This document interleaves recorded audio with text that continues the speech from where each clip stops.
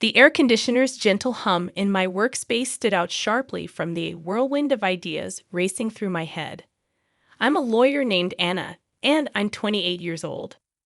It's a far way from the chaos of my early years, a past that even kept hidden from my closest friends and family. The calmness of the ringing shattered my office.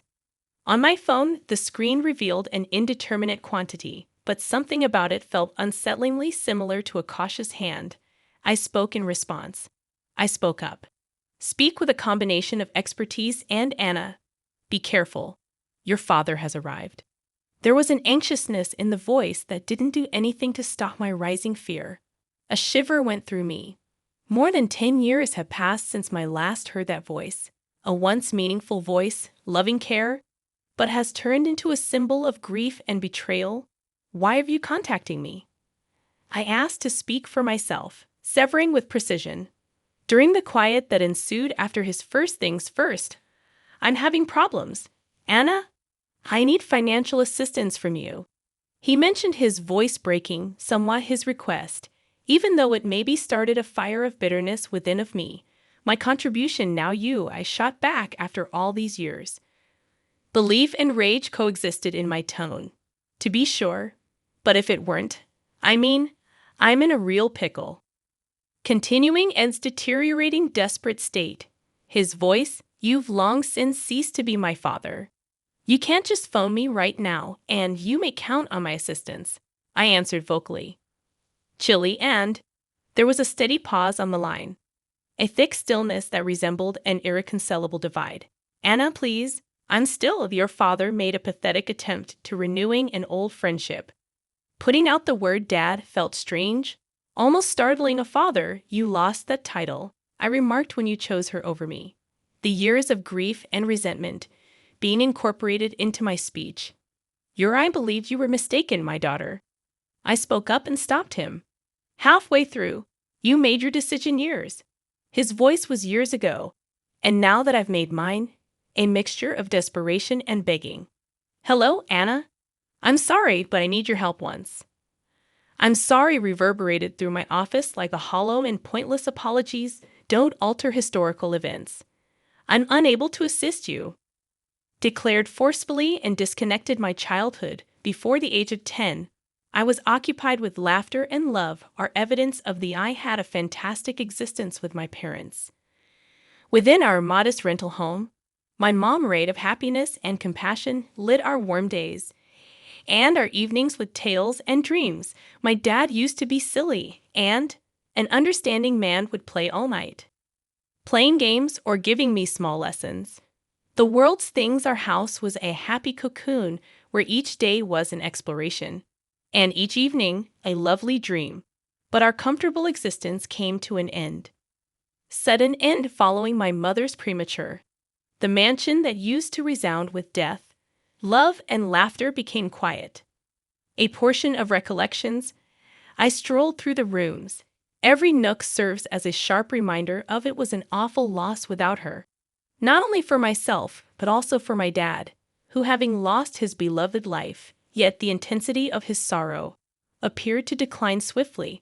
Much to my confusion and shock, in a matter of months later, he brought Marissa, a woman, home, who was going to play a big part in our life.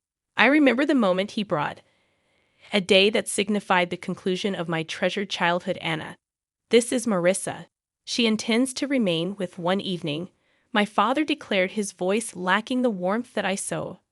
I looked up at her, accustomed to this, looking for a little maternal warmth, but discovered none in her. Her towering appearance, her icy stare, and starting at the very beginning, noticed a difference in the atmosphere, one that gave me an inexplicable feeling of fearful hello. Anna, Marissa called out. Silky but lacking in a genuine sense. The smile seemed to soothe rather than conceal a terrible element behind its reveal themselves. In the days that followed, the home seemed altered, as though the walls, they were pulling away from her presence. The happy recollections of the time appeared to slip away, giving way to a persistent discomfort that permeated every corner. I recall glancing at Marissa, searching for a redeeming thing or thoughtful of her, yet her appearance, The motion appeared to contain an unsaid hatred. It was evident that she wasn't keen to take up the space left by my mother. Nonetheless, to create a new story in which I was an awkward aspect of her that I observed. Stroll around our house, which used to felt content and safe. I was unable to assist, however, felt as though her coming was only the start of a particular thing. Unsettling the way she gazed at me with eyes with a tendency to conceal more than they revealed was not encouraging for the future. The time after Marissa's arrivals resembled strolling via a nightmare from which I was unable to awaken. There was a time when my mother's love and laughter felt chilly now. Marissa's unwelcome presence created a shadow covering all that, transforming even the easiest daily schedules into a sequence of battles while having breakfast one morning. My dinner seemed abnormally salty, I noted. Marissa, did you overseason it with salt? This, my voice inquired. Hesitant, did I? It has to be an error, Anna. Eat it, don't be so picky, she shot back, her voice disdainful. Nearly jesting, the occurrences increased in frequency. Additionally resentful, I recall discovering my clothes destroyed following a laundry. Marissa, all of my clothing is faded, the question I posed one day.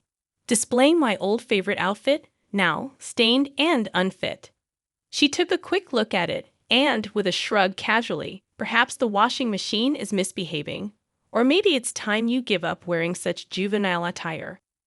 Garments, a wave of annoyance swept through me, but further arguments would exacerbate the situation. Worse, I felt powerless and resorted to my father, expecting him to be able to look past her. Marissa, the fixad dad, is destroying my stuff. She mistreats me every time. One, I said.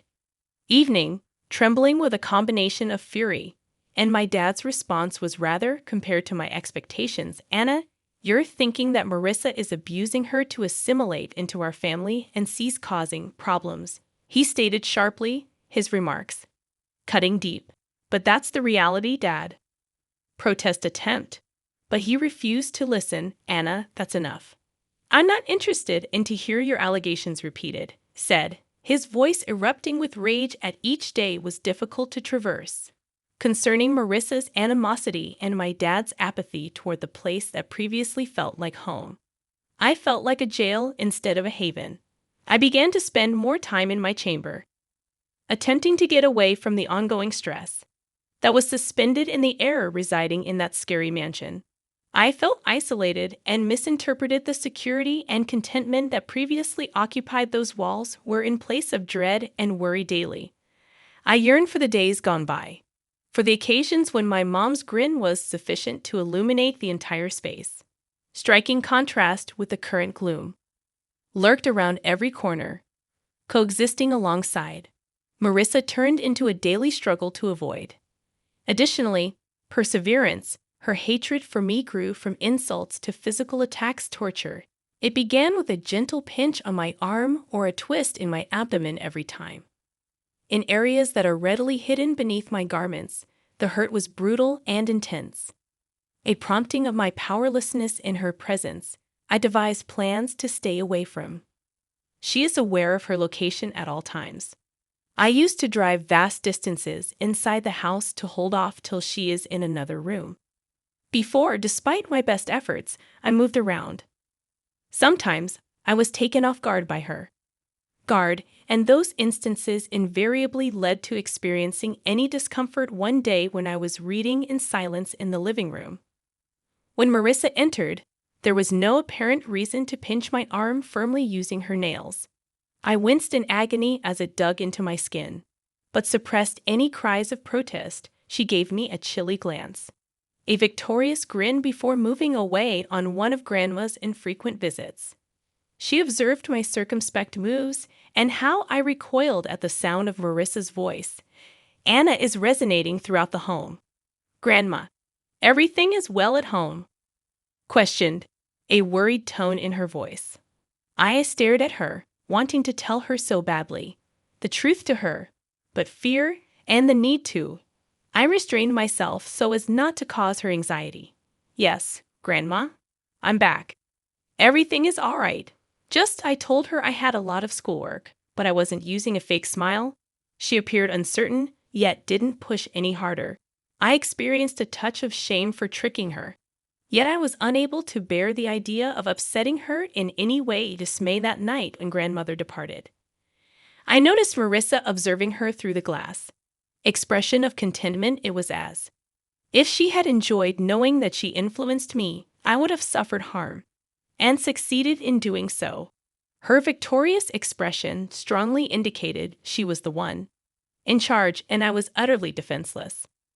Participant in her twisted game, I felt like going back to my room, enmeshed in a vicious cycle of silence and cruelty. The actual discomfort caused by Marissa's pinches and turns were tolerable in contrast to the mental chaos I thought of school as my haven, a place where I might momentarily forget the suffering of my domestic life. However, even there, the outlines of my problems at home started to come through. Mrs. Thompson, my instructor, is a good-hearted person.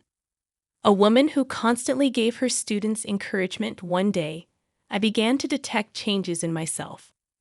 When I turned in my homework, she firmly gripped my wrist while focusing on my arm's bruises.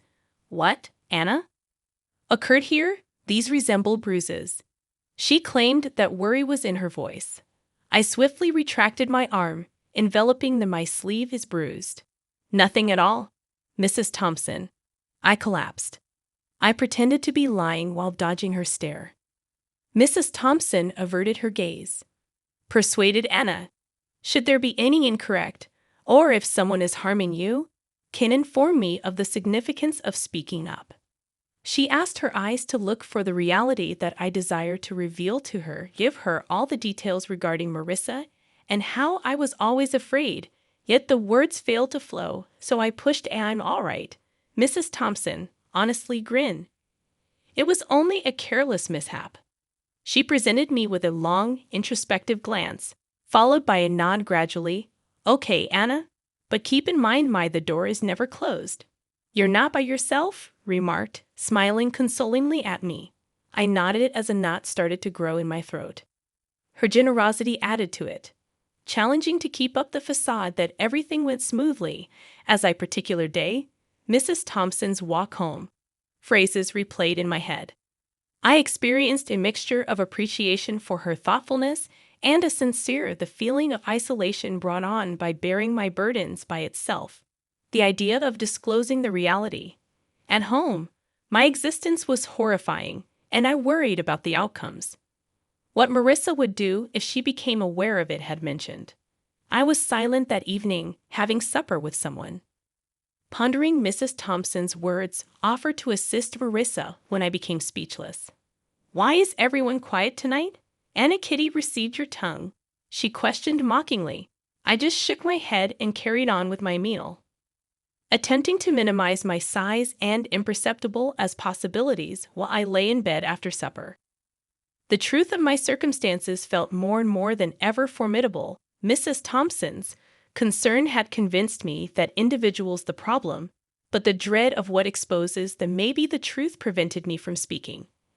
I was between the desperate need to communicate someone and Marissa's fear of it takes balance to retaliate. I traversed daily the day my instructor, Mrs. Thompson, chose to include me in Father's Day was a day full of stress and fear for me. In the principal's office, twitching uncomfortably, my thoughts frantically worrying about how my father would respond if he ever made it to his stern face revealed a mixture of annoyance and humiliation. "What's up with Anna? Are you calling me to come to your school?" With a strong voice, he demanded this. He entered. My eyes slid to Mrs. Thompson. Looking for some reassurance, I swallowed hard and searched for my voice. Dad and Mrs. Thompson observed what she saw. "Bruises," I stumbled, sensing the burden of his stare before I could respond. Moreover, he suppressed his rage. "Tangible. What are you talking about, bruises? Once more, you are inventing stories."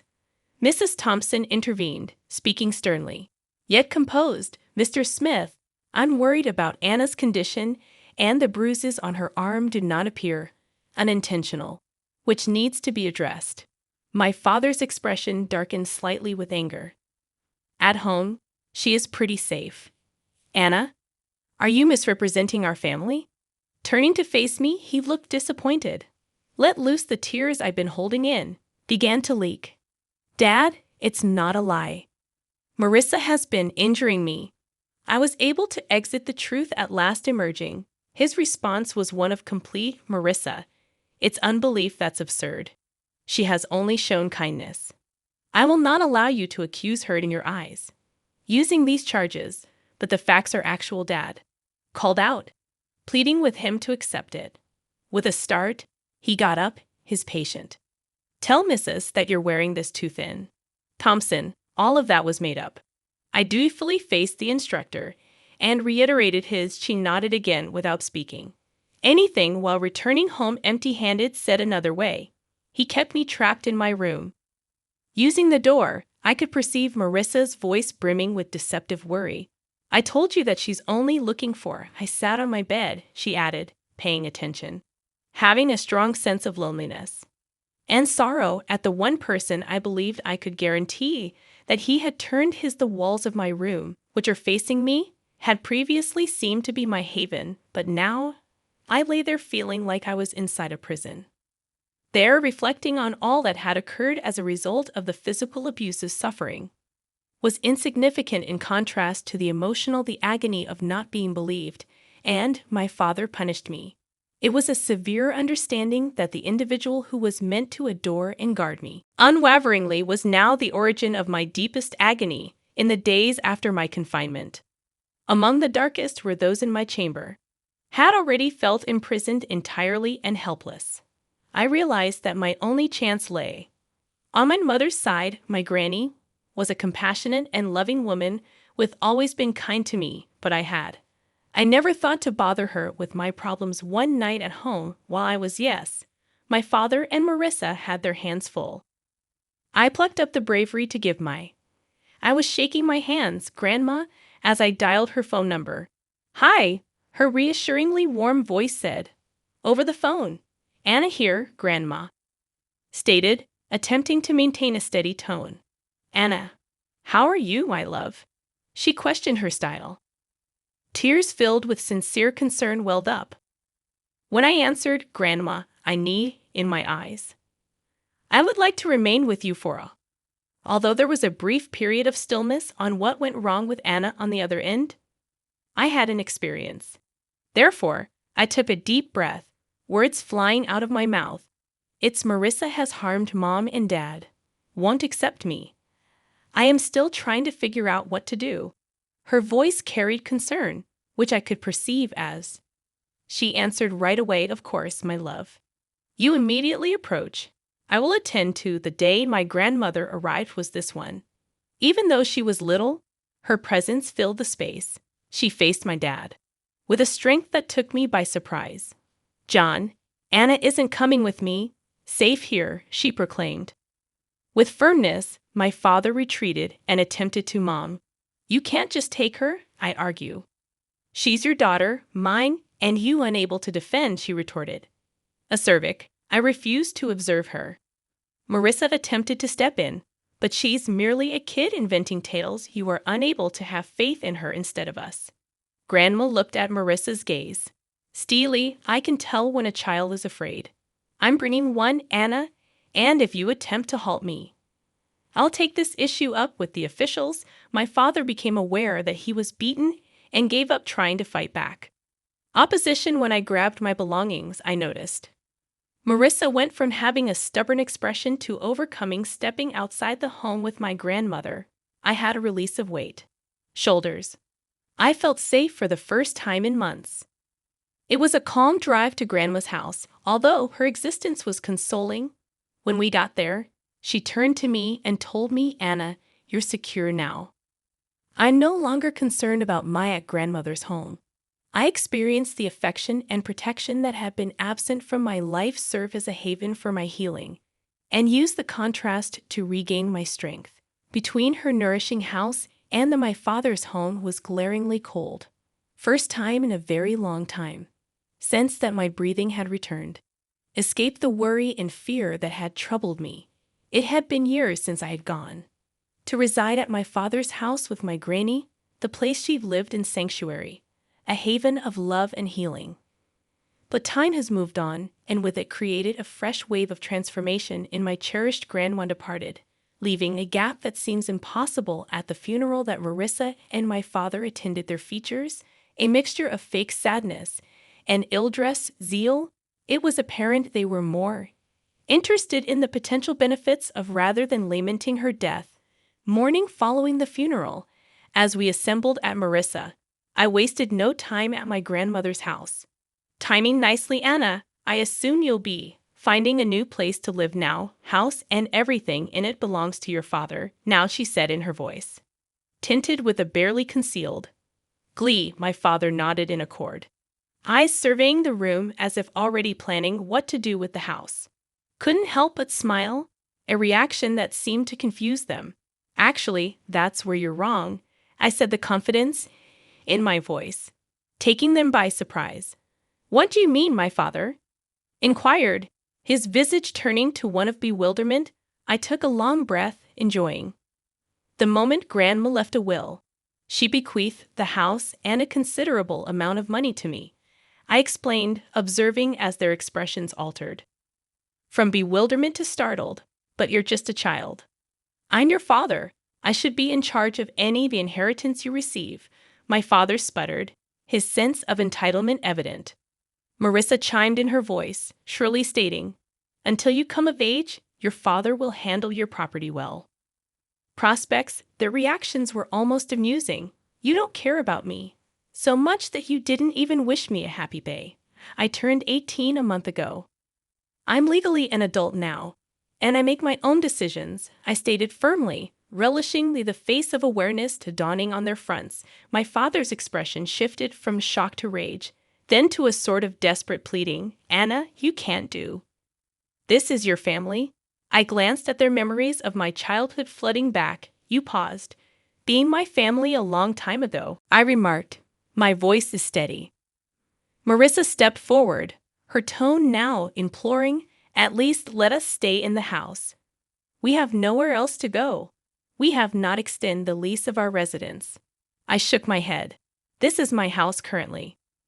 You'll need to find somewhere else. As they left, the weight of years of pain and neglect appeared to lift my shoulders. I stood in the house that was as mine, a place loaded with memories of my grandmother's love, and felt a sense of closure. The echoes of the past, my father's call stirred, remained. I sat their phone in. Hand sensation, a tumult of feelings, wrath, betrayal, and a sense of injustice. But amid all that, there was also a sense of strength and a reminder of the resilience that had carried me through the depths of times. I divorced my husband because he cheated on me 3 years ago with my younger sister. They sent me an invitation to their wedding. My mother said she would attend, and I felt betrayed by her too. Then she said, I'll do something fun, you just wait and see. I had a plan to punish the two of them. My name is Emma. My husband and I worked in the same company, and I was his boss. He was a bit unreliable but sincere and friendly. I was responsible for training him and teaching him the job. At first, he was nervous about the new work, but over time, we grew close. Yuma, are you free on our next day off? He asked me. I was surprised when he asked me out on a date, but I was excited to see how confident he was outside of work. It made my heart skip a beat. After that, we often went out together. Emma, will you be my girlfriend? He asked. 6 months after we officially started dating, he could handle his work all by himself. He had become a valuable part of our company. I felt as happy as if it were my own success when other bosses praised him. He then got promoted and moved to a different department. That's when he proposed to me. Emma, I want you to marry me. Yes, I'd be happy to, I replied. My parents and younger sister Kate immediately liked Liam, and our wedding went smoothly. Kate, who was the same age as Liam, got along with him right away. You're so lucky to marry a kind man like Liam. It seems like people at work have high expectations for him, right? Kate said. She had just broken up with her boyfriend and was yearning for marriage, always telling me how jealous she was of me. After our wedding, I continued working and taking care of the household, supporting Liam both at work and in our personal lives. At least I thought I was supporting him. About a year after our marriage, he started coming home later and later, and we hardly ever had dinner together. Hey Liam, we haven't talked about work lately. Is everything okay? I asked. Nothing's wrong, he replied tersely. But you've been coming home late every day. If there's anything I can do to help. There isn't, he cut me off. He used to share everything with me, but recently he seemed annoyed whenever I brought up work. On his days off, he'd either sleep all day, claiming exhaustion, or head out to clear his mind. Feeling like we weren't spending enough quality time together, I made a suggestion to Liam. Hey Liam, how about we go to a spa together during the next holiday? My sister recommended a place to us, I suggested. A spa, huh?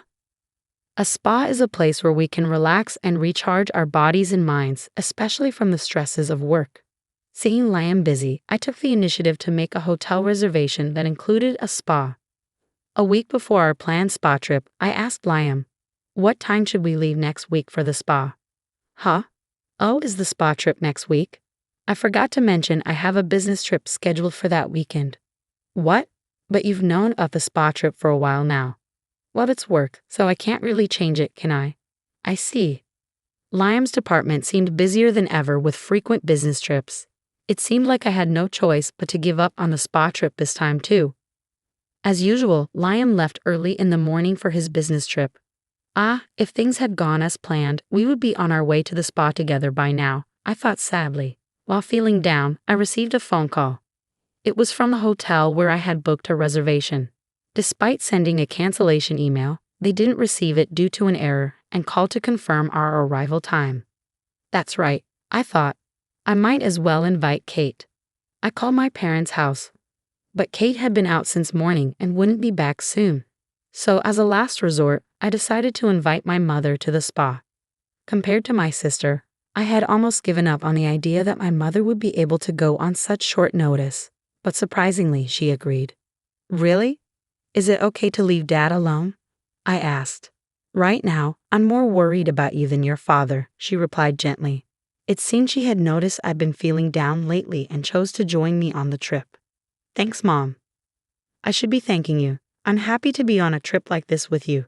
I decided to make the most of the trip with my mother, which was a rare treat. However, as soon as we arrived at the hotel, my mother and I noticed something unusual. Mom, look at that. At the hotel, we spotted Liam, who was supposed to be away on his business trip. He was walking closely with another woman, both looking happy as they entered the same hotel where we were supposed to stay. As they walked in, the woman turned her face towards us for a brief moment. You've got to be kidding, I whispered in disbelief. The woman with Liam was my sister Kate. After that moment, shock took over and I have vague memories of how I made it back home. My mother made me some tea, which eventually helped me to start calming down. He had been lying to me, and not just Liam, Kate had deceived me too. After calming down, I called Liam's department. As I suspected, they hadn't been assigning business trips or much overtime for years.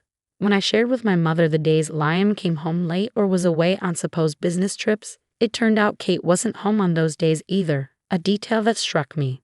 All those times he was late or away on trips, he was meeting Kate, wasn't he? I realized with a surge of anger rather than sadness. With the truth revealed, anger consumed me. Mom, I'm divorcing Liam.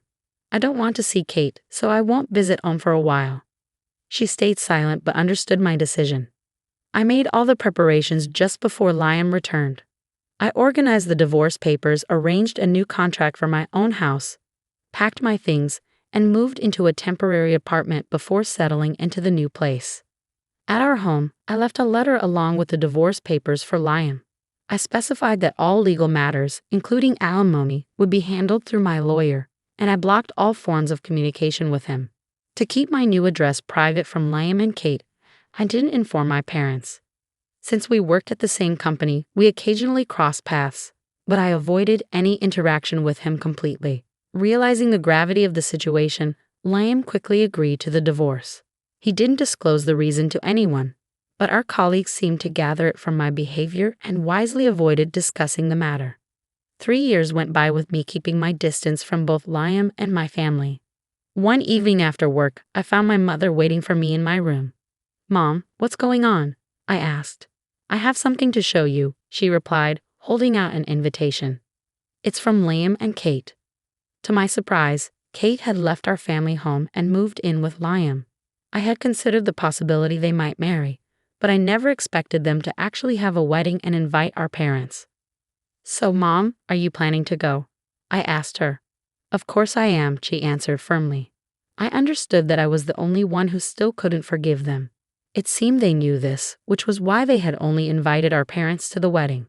Having distanced myself from Liam and my parents, I felt I had no right to object. Seeing my sadness, my mother smiled reassuringly and said, "Don't worry. I'm not going because I forgive them. Just wait and see." On the day of the wedding, my mother video called me. "I don't want to see their faces," I said, almost hanging up. But I remembered my mother's earlier words and stayed on the call. The screen displayed a slideshow that was being presented. The MC began introducing the slides. This slideshow was created by the bride's mother. She gathered photos from her beloved daughter's birth to the present and created this presentation, the MC announced. I was taken aback that my mother, who wasn't very tech-savvy, had put together such a slideshow. It stirred up a mix of emotions inside me. "Mom, you went through all this effort for Kate." I wondered, feeling a wave of sadness. But then something caught my attention on the screen. "Wait, this isn't Kate," I realized. The slideshow began with a photo of myself as a newborn baby. "So cute, there's a resemblance to Kate somehow," the guests commented in a relaxed atmosphere as they watched the slideshow. Kate's expression grew tense. The MC continued, "Since she was young, the bride has always been dedicated to her family. She excelled as a student and successfully entered her desired university. Upon starting her career, she became a highly reliable employee at the company." Kate's friends and colleagues, who recognized moments from her student days and workplace, began to chatter excitedly. "Hey, isn't that a photo from the welcome party at University J?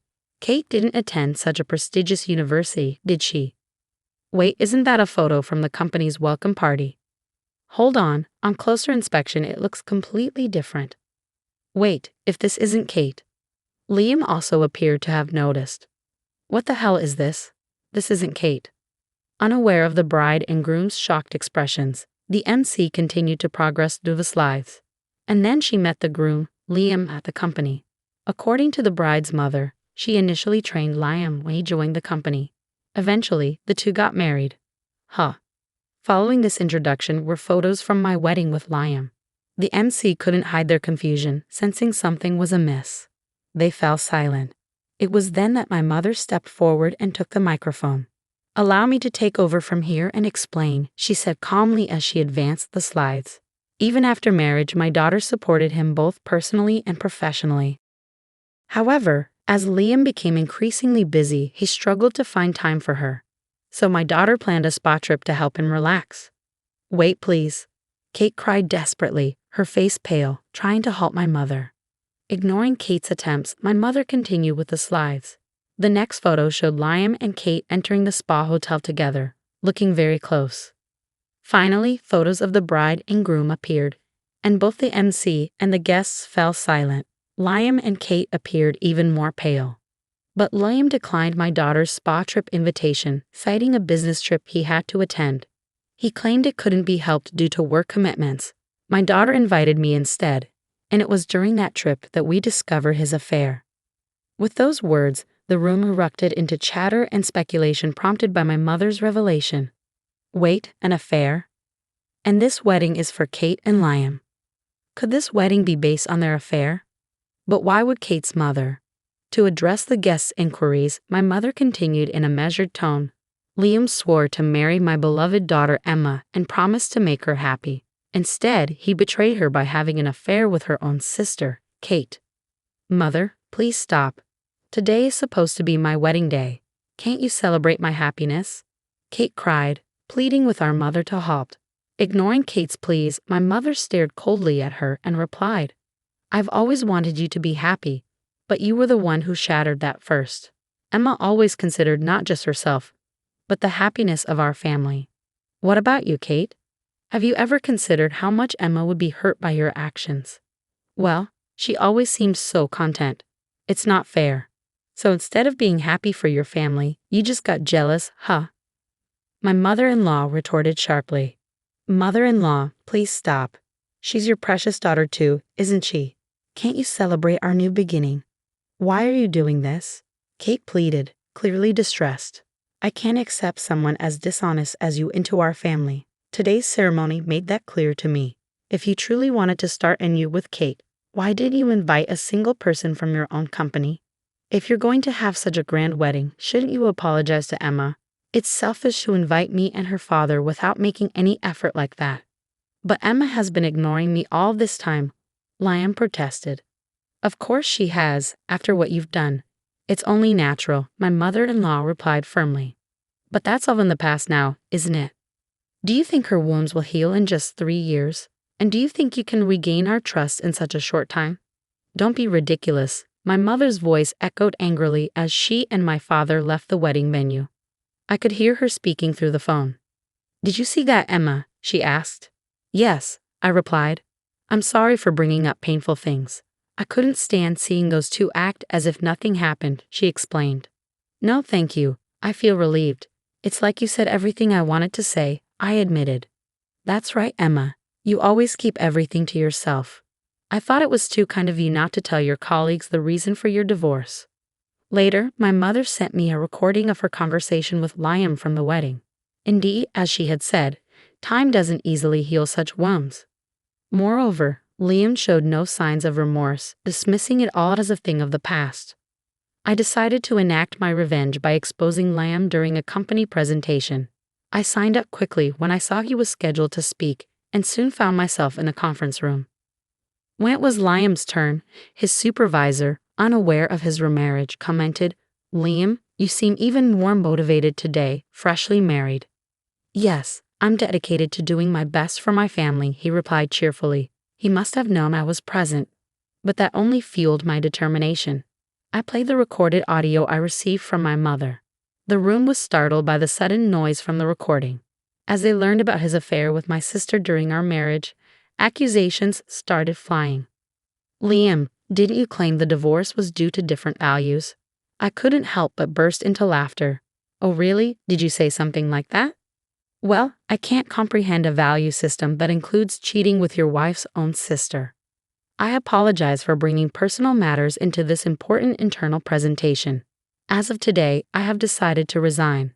I have endured this because I value this company, but I cannot continue working alongside him any longer. Just as I prepared to leave, the board members intervened to halt my departure. Wait a moment, Emma. You're a crucial asset to our company. If anyone should leave, it should be Liam. Huh? But I was considered to have a promising future here. We held high hopes for you in the past, but recently your attire has been less formal and you seem less focused. It appears you have lost the problem-solving abilities you once demonstrated. We don't have the same expectations for you as before. Kate, who had always been inept at housework and had done little even while living with our parents, became a full-time housewife after marrying Liam. Apparently, she left most of the household chores for him to handle. Without my advice to guide him through work challenges, Liam began causing more problems. Word of his affair with his wife's sister spread throughout the company, damaging his reputation. During a board meeting, it was decided that I would stay with the company while Liam would be transferred to a remote location with the expectation of eventual layoff. Kate, who had been enjoying a comfortable life as a housewife on Liam's earnings, quickly abandoned him upon discovering the affair and moved on to another man. Unfortunately for her, the new man turned out to be a typical freeloader burdened with debt. Now she is struggling, working 2 jobs day and night to make ends meet. As they say, what goes around comes around. When you do wrong, it eventually catches up with you.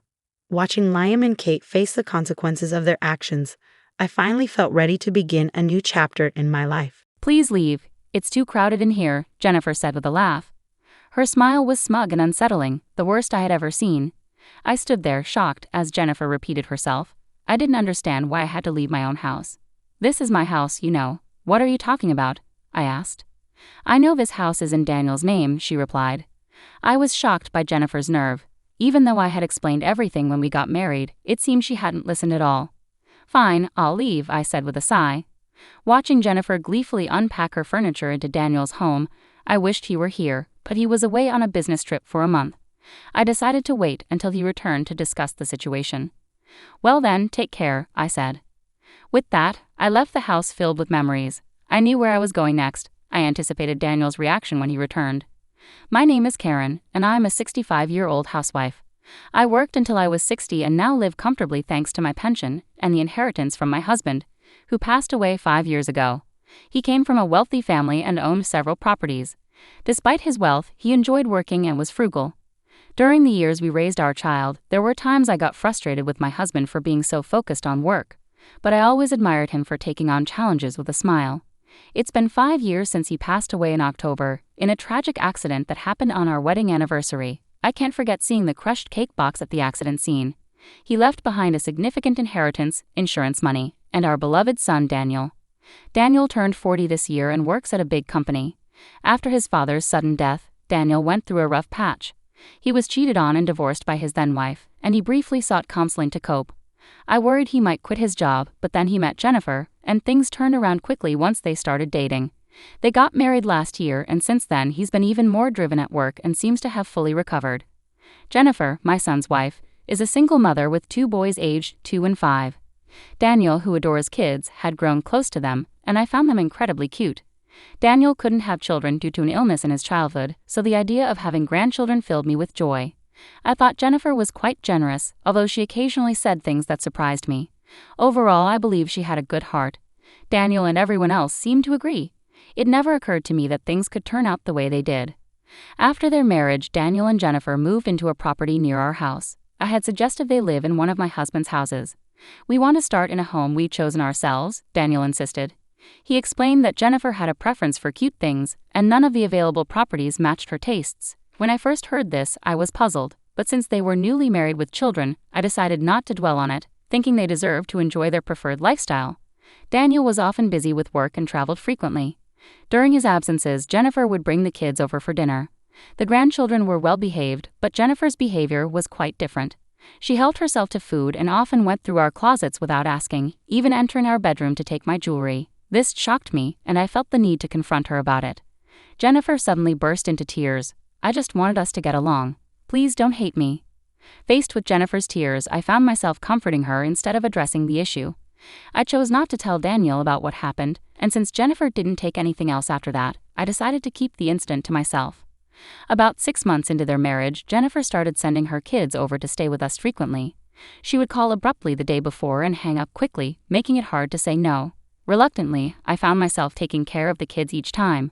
Although they remained obedient, their table manners had noticeably deteriorated since we first met. They ate loudly and often spilled food outside their plates, despite being well behaved before. I had to remind them repeatedly, but they would only listen temporarily before slipping back into their old habits during the next visit. This routine left me feeling frustrated. Jennifer appeared unconcerned and would drop off her children at our home and leave quickly. Initially, Jennifer would visit with the kids, but after a few times, she started sending them over alone. "Jennifer, it's okay for the kids to come over, but I'd appreciate it if you could join them sometimes," I suggested. "But I'm quite busy," Jennifer replied evasively. That night, Daniel called me unexpectedly. "Hey Mom, could you try to be a bit more understanding with Jennifer?" "What do you mean?" I asked, confused. I thought I had been quite kind to her, but Daniel seemed to have a different perspective. "Jennifer feels pressured to visit often because she's afraid of being expected to help out like she had to in her previous marriage. She had a tough time with her ex-husband's family, so please go easy on her." "Really? Okay, I understand." It seemed Jennifer had misunderstood my intentions. I responded to Daniel with mixed feelings, and the next day, Jennifer sent the kids over to our house again. As their first year of marriage passed, the children began spending half of each week with us. Meanwhile, Jennifer would only visit a few times a month, staying for about 10 minutes each time. I started feeling uneasy about Jennifer, who always seemed too busy to talk. When I asked the children about Jennifer's plans, they would look guilty and shake their heads. Initially, I tried asking a few times, but their reactions made me feel so guilty that I couldn't bring myself to pry further. Then one day, Jennifer unexpectedly came over with Daniel. We sat down for coffee and had a pleasant chat after a long while. That's when Daniel spoke up. "I have something to discuss," he said seriously. "The kids have really bonded with you, and I'm away on business trips often, so I can't spend much time with them. If you're okay with it, I'd like you to move in and help Jennifer out. What do you think?" "Move in? Well, what about Jennifer?" I was taken aback by the sudden suggestion of living together, nearly dropping my coffee cup in surprise. However, I kept my composure and turned to Jennifer. Karen has always been a tremendous help, and I'd really appreciate her assistance, Jennifer chimed in. Is that so? Well, I'll need some time to think about it, I replied. Daniel seemed pleased with my response. Knowing him, he must be concerned about my well-being too. I pondered over the proposal for a couple of days and eventually decided to accept. From there, we began clearing out unnecessary items and preparing rooms for Daniel's family and the children. With the kids' help, we finished cleaning up sooner than expected, although the effort left me with daily muscle pain. A stark reminder of my age. Despite the challenges, I successfully cleared out 2 rooms. As I busily cleaned, Jennifer didn't offer to help at all, which made me increasingly uneasy about living with her. Then came moving day. As the movers brought in boxes, Jennifer pulled me aside into the garden. With a puzzled expression, I turned to her, only to be met with a malicious smile. Then, unbelievably, she said something that left me stunned. Please leave. It's too cramped in here, Jennifer laughed, her smile both smug and unsettling. I couldn't believe what I was hearing. Why was she asking me to leave when it was my house? I was bewildered. This is my house, you know. What are you talking about? I asked. I know this house is in Daniel's name, she replied sharply. Jennifer's assertion left me feeling inwardly frustrated. Despite explaining everything when we got married, it seemed she hadn't paid attention at all. All right then, I'll leave, I said with a sigh. I watched as furniture that reflected Jennifer's tastes was moved in, and she seemed overjoyed. It would have been better if Daniel had been there, but he was away on a business trip. He wouldn't be back for a month, so I decided to postpone any discussion until then. Well then, take care, I said as I left the house filled with memories. I already knew where I was headed next. I eagerly anticipated Daniel's reaction upon his return. Without delay, I moved my belongings into my new home. The new home was a villa my husband and I had visited once, filled with memories, including where he proposed to me. While it didn't hold as many memories as our previous home, it held a special place in my heart, as we had planned to spend our second life here together. After finishing unpacking, I relaxed alone on the sofa. The place was very comfortable, thanks to the caretaker's diligent maintenance. I felt a pang of sadness for not seeing the children anymore, but I was prepared to sever ties depending on Daniel's response. A month passed quickly, and around the time Daniel's business trip ended, he called me. I picked up the phone, feeling a bit nervous. Mom, where are you? There's no space for you here, and we were supposed to be living together. What's going on? Hasn't Jennifer said anything to you? When I got back, Mom wasn't here, and Jennifer just cries without giving me any answers. Well then, come to this address I'm about to give you, I replied. I gave Daniel the address and hung up. The next day, Daniel arrived at my new home with Jennifer and the children. When I opened the door, I saw Daniel looking a bit somber and Jennifer appearing pale. Welcome, is something wrong? I asked, concerned. No, nothing, Jennifer replied, visibly tense, while the children looked around with curiosity, especially the 5-year-old who seemed particularly fascinated. I guided Daniel's family into the living room. As they took in the fully furnished space, Daniel seemed to realize that I had no intention of continuing our previous living arrangement. Hey Mom, why did you suddenly decide not to live together? Daniel asked, puzzled. Well, Jennifer should have a good understanding of that, shouldn't she? I replied. Daniel scratched his head with a slightly irritated expression before recounting what he had heard from Jennifer. Jennifer mentioned that you didn't like her choice of furniture, right? But that was just for our room. Couldn't you have let it go? She also said she had to buy more furniture for the living room because you moved out. Oh, so she added more furniture, did she? I looked directly at Jennifer, who twitched nervously. Her lips curved slightly upwards, as if she believed Daniel wouldn't believe my side of the story without proof. Jennifer, why lie? I asked plainly. I haven't lied about anything, Jennifer replied, tears welling up in her eyes. Daniel immediately stepped in to console her, seeming to view me as the source of the conflict. Meanwhile, the grandchildren hung their heads behind them, avoiding eye contact with Jennifer. I let out a frustrated sigh. Jennifer, stop the fake crying. The children can see right through it. That's awful, Daniel. I'm really not lying. Please believe me, Jennifer pleaded, clinging to Daniel and burying her face against him. Despite her words, her voice lacked genuine emotion. I felt annoyed with Daniel for siding with Jennifer in this situation. Mom, Jennifer may have made mistakes, but leaving without discussing it isn't right. Can't we try to work things out? Daniel pleaded. Well, I do owe you an apology for leaving abruptly, but any reconciliation with Jennifer will have to wait until you hear this, I replied, tapping my mobile phone. Immediately a voice played out loud, causing Jennifer's face to turn pale. You recorded it? I accidentally hit the video button while trying to capture the kids playing. The recording continued without my realizing.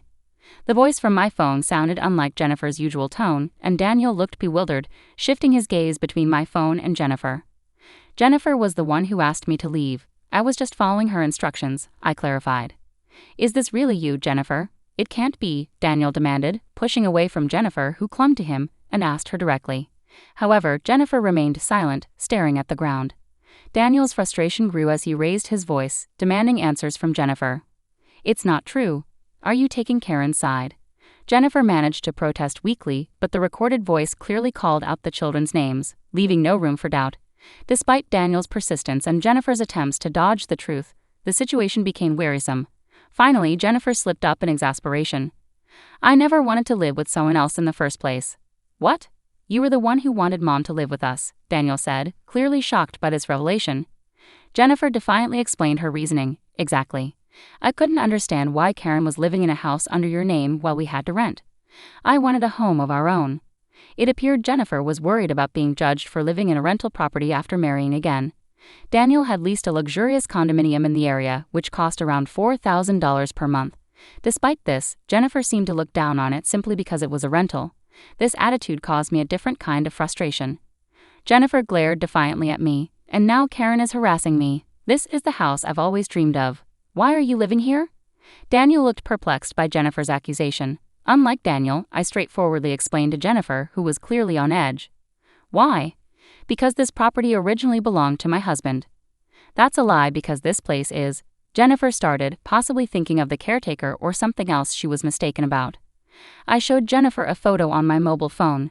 Upon seeing the person in the photo, Jennifer exclaimed, "Father?" My husband had passed away before Daniel remarried, so Jennifer had never met him. She had never referred to my husband as father. Therefore, the father Jennifer mentioned must be the children's paternal grandfather. The photo captured Jennifer's father-in-law and me shaking hands. It was taken as a memento when we moved in. Jennifer looked at me, her face turning pale. How do you know him? How? Because he's the caretaker here, of course, I replied calmly. Upon hearing this revelation, Jennifer sat down right where she stood. Daniel also appeared stunned, struggling to grasp the situation. Sensing an opportunity to clarify things further, I decided to continue. We had a conversation when we moved in. That's when I learned he's your ex-husband's father, and also the real reason behind your divorce. The real reason for the divorce? Daniel's voice echoed in surprise. Jennifer, no longer trying to pretend, became visibly flustered by my words. Karen, there must be some misunderstanding. I'm sorry, let's go home together. Mom, please tell me, Daniel interrupted Jennifer, his expression earnest as he looked at me for answers. It would have been less damaging for Jennifer if this had come to light later, but I had no intention of showing mercy. I instructed the grandchildren to go play in the garden. They glanced at Jennifer but obeyed my request and headed outside. Once the children were fully engaged in their play, I turned back to Jennifer. I heard from Jennifer that her divorce was due to her husband's infidelity, but in reality, it was Jennifer who had an affair. Daniel was visibly shocked, and Jennifer trembled, avoiding my gaze. I can't believe this. Karen, why would you lie about this? Daniel asked, clearly shaken by the revelations. Oh, I also have a copy of the notarized document here. I retrieved the document from a drawer and handed it to Daniel. Daniel's face went pale as he scanned through the document. What's all this? Compensation? Custody to be revisited once the child can choose? Meeting before remarrying? I was never told about any of this. That's right. The other family also claimed they weren't informed about the remarriage, I added. Jennifer stared down, her face drained of color. Daniel sighed heavily and turned to Jennifer, his expression now devoid of his earlier kindness. Remember when I got divorced because I was cheated on? What did you say then? That the one who cheats is entirely at fault, right? Unforgivable, right? Yeah, Jennifer muttered quietly. Daniel's voice grew heated in response to Jennifer's silence. So the story about divorcing to escape from your husband's infidelity and extreme control, putting the kids at risk, was also a lie. What's that about? Jennifer appeared unsure how to answer. Daniel's frustration intensified. And didn't you say, I would never cheat? Daniel pressed on, his voice sharp with anger. I had to say that or you wouldn't have dated me, Jennifer finally replied, her voice tinged with desperation. Right, of course, Daniel retorted sharply, not letting Jennifer finish. Daniel was visibly agitated, his breathing heavy with emotion. Jennifer, on the other hand, began to sulk defiantly. I've heard you've been declining visits since you started dating Daniel and apparently leaving all the housework and childcare to his family. And now you're trying to blame me after remarrying. Why are you making unnecessary accusations?" Jennifer shouted at me, her voice loud and defensive. Daniel gave Jennifer a cold, distant look. Her unguarded outburst had shattered the image she had maintained. "It's over between us. Let's get a divorce," Daniel stated firmly. "No, I don't want a divorce," Jennifer pleaded, clinging to Daniel, who tried to shake her off impatiently. Despite his attempts, Jennifer persisted. Just as Daniel's frustration seemed ready to boil over, an unexpected voice intervened. "Mom, you're saying the same things you told Dad. You've got a new boyfriend now, so stop bothering Daniel." Michael, Jennifer's eldest son, spoke with a surprising maturity for his young age. His sudden return from the garden surprised not just me, but everyone present. "What? Why are you saying unnecessary things, Michael?" Jennifer snapped, clearly caught off guard by her son's unexpected words. "What do you mean by a new boyfriend?" Daniel asked, squatting down to look at Michael, clearly perplexed. Michael spoke again, maintaining his composure. "Whenever you're away, Mom tells me to go to Grandma's house, and then her boyfriend comes to pick me up." "Michael, don't lie," Jennifer interjected quickly. Daniel hugged Michael tightly and turned a stern gaze towards Jennifer, who looked taken aback by his genuine anger. "We'll talk about this later, including the boyfriend and the compensation, with him present." "It's not like that. I love you. It was just a brief fling with that guy," Jennifer pleaded desperately. "That guy, huh?" Daniel remarked coldly, his disappointment evident. Jennifer looked crestfallen at Daniel's remark. With a resolute expression, Daniel stood up, shielding Michael, and stared coldly at Jennifer. Without hesitation, he forcefully escorted her out of the house. "Wait, Daniel. Open the door. The next time we talk will be with a lawyer present. I'll arrange for the kids to see their father." "I've already called my parents. They're on their way to pick them up." "What do my parents have to do with this?" Jennifer continued knocking on the door for a while, but soon the noise ceased. Shortly after, I heard voices arguing and then the doorbell rang. Jennifer's parents stood there, looking apologetic. After entrusting the grandchildren to me, they took Jennifer back with them. Later, the grandchildren were safely introduced to Jennifer's ex-husband's family. It turned out that Jennifer had changed her phone number and moved without informing anyone since she started dating Daniel, making it impossible to reach her. Her ex-husband and his parents were overcome with emotion and embraced the children as soon as they saw them. Although Daniel had already legally adopted the children, transferring custody back to Jennifer's ex-husband took some time due to the legal process. It seems Jennifer's life has taken a sharp turn after the consequences of her actions. Her strict reprimand from her parents and her current work situation at a family-run hotel indicate a stark change in her circumstances. With high alimony payments to both Daniel and her ex-husband, she reportedly has little respite from her duties. "I can't stand it anymore. I want to quit," she frequently complains, but her relatives are keeping a tight rein on her. Meanwhile, Daniel, having experienced his second divorce, has sworn off marriage and thrown himself into his work. Despite the lingering shock, I recently learned he's reconnected with a childhood friend who lives nearby and is 10 years his junior. They'd occasionally go out for meals together, and this friend even visited me recently to say hello. It turns out she's harbored feelings for Daniel since they were kids and never pursued other relationships because of her enduring affection for him. As a parent, it warms my heart to see that the young girl who once dreamed of marrying Daniel still holds those feelings into adulthood. Daniel himself seems somewhat pleased by this newfound connection. "Living in the house where I was proposed to holds immense significance for me. Despite the alterations Jennifer made, the house has been completely renovated and now serves as a rental property. Living here alone, I never feel lonely. It's as if my husband's presence is still nearby. I cherish each day, anticipating the second phase of my life where I'll gather stories to share with him when we're reunited." Hi, I'm Billy, 28 years old. I married my husband Carl just 2 years ago, but the journey has been far from smooth, thanks to his mother Helena. Our relationship began when Carl and I met at a bar. A right time, right place scenario.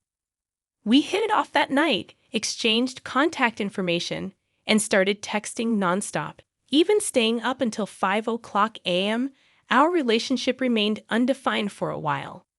But eventually, we decided to make it official after getting more attached to each other. While my relationship with Carl was great, the hiccup came in the form of his mother, Helena. She was a formidable force who always got what she wanted, even if it meant resorting to questionable methods.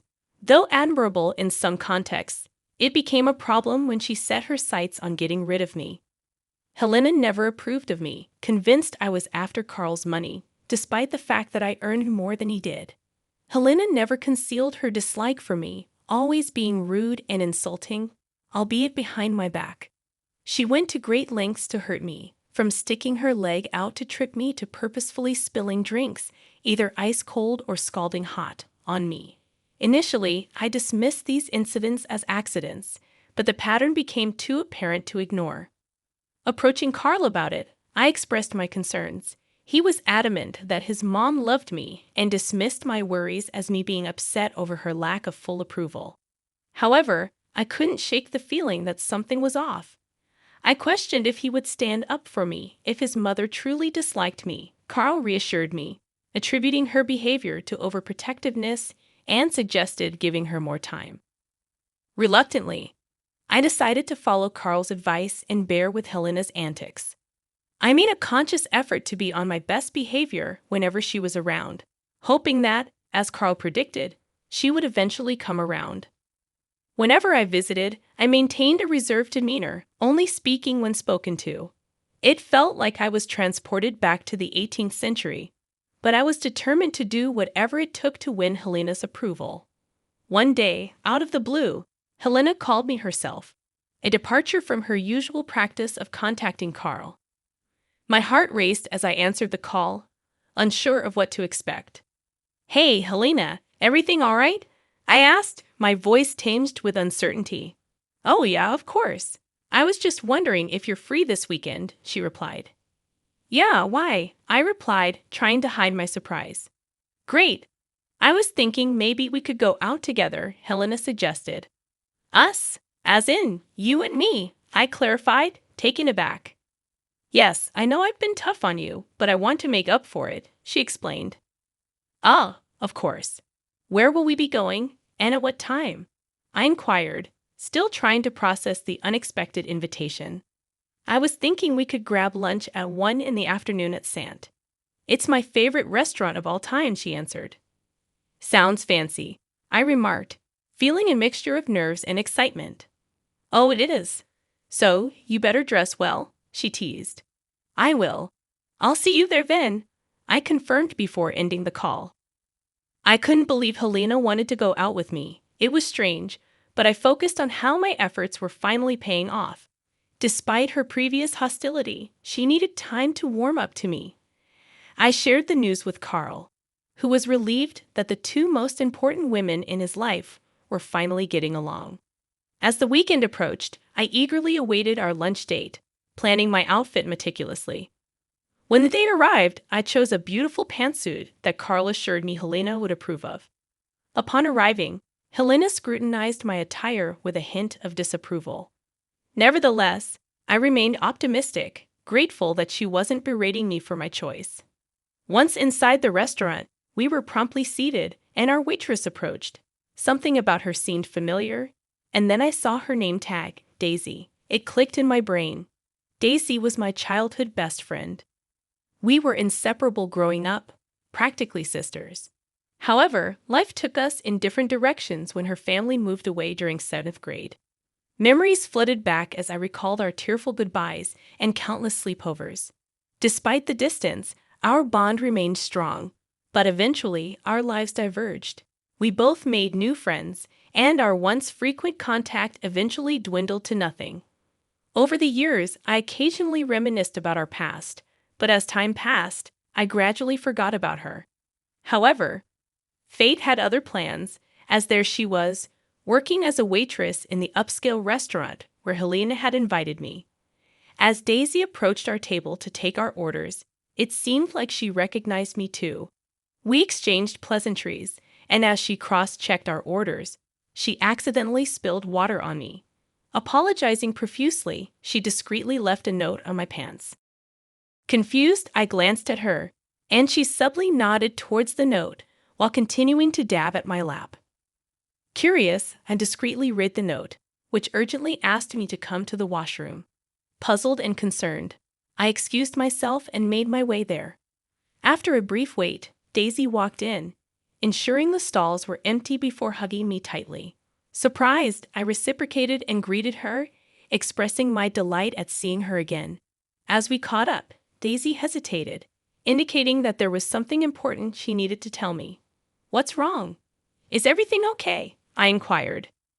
With me, yes, but with you, it's not going to be, Daisy replied, concern etched on her face. She explained that she overheard Helena, who was sitting in front of me, discussing plans to poison her daughter-in-law's food with something she was allergic to. Holy crap, that's your mother-in-law? I exclaimed, shocked by the revelation. Yeah, and I'm pretty sure she was talking about you. I wanted to be careful about any other woman she might bring here, Daisy clarified.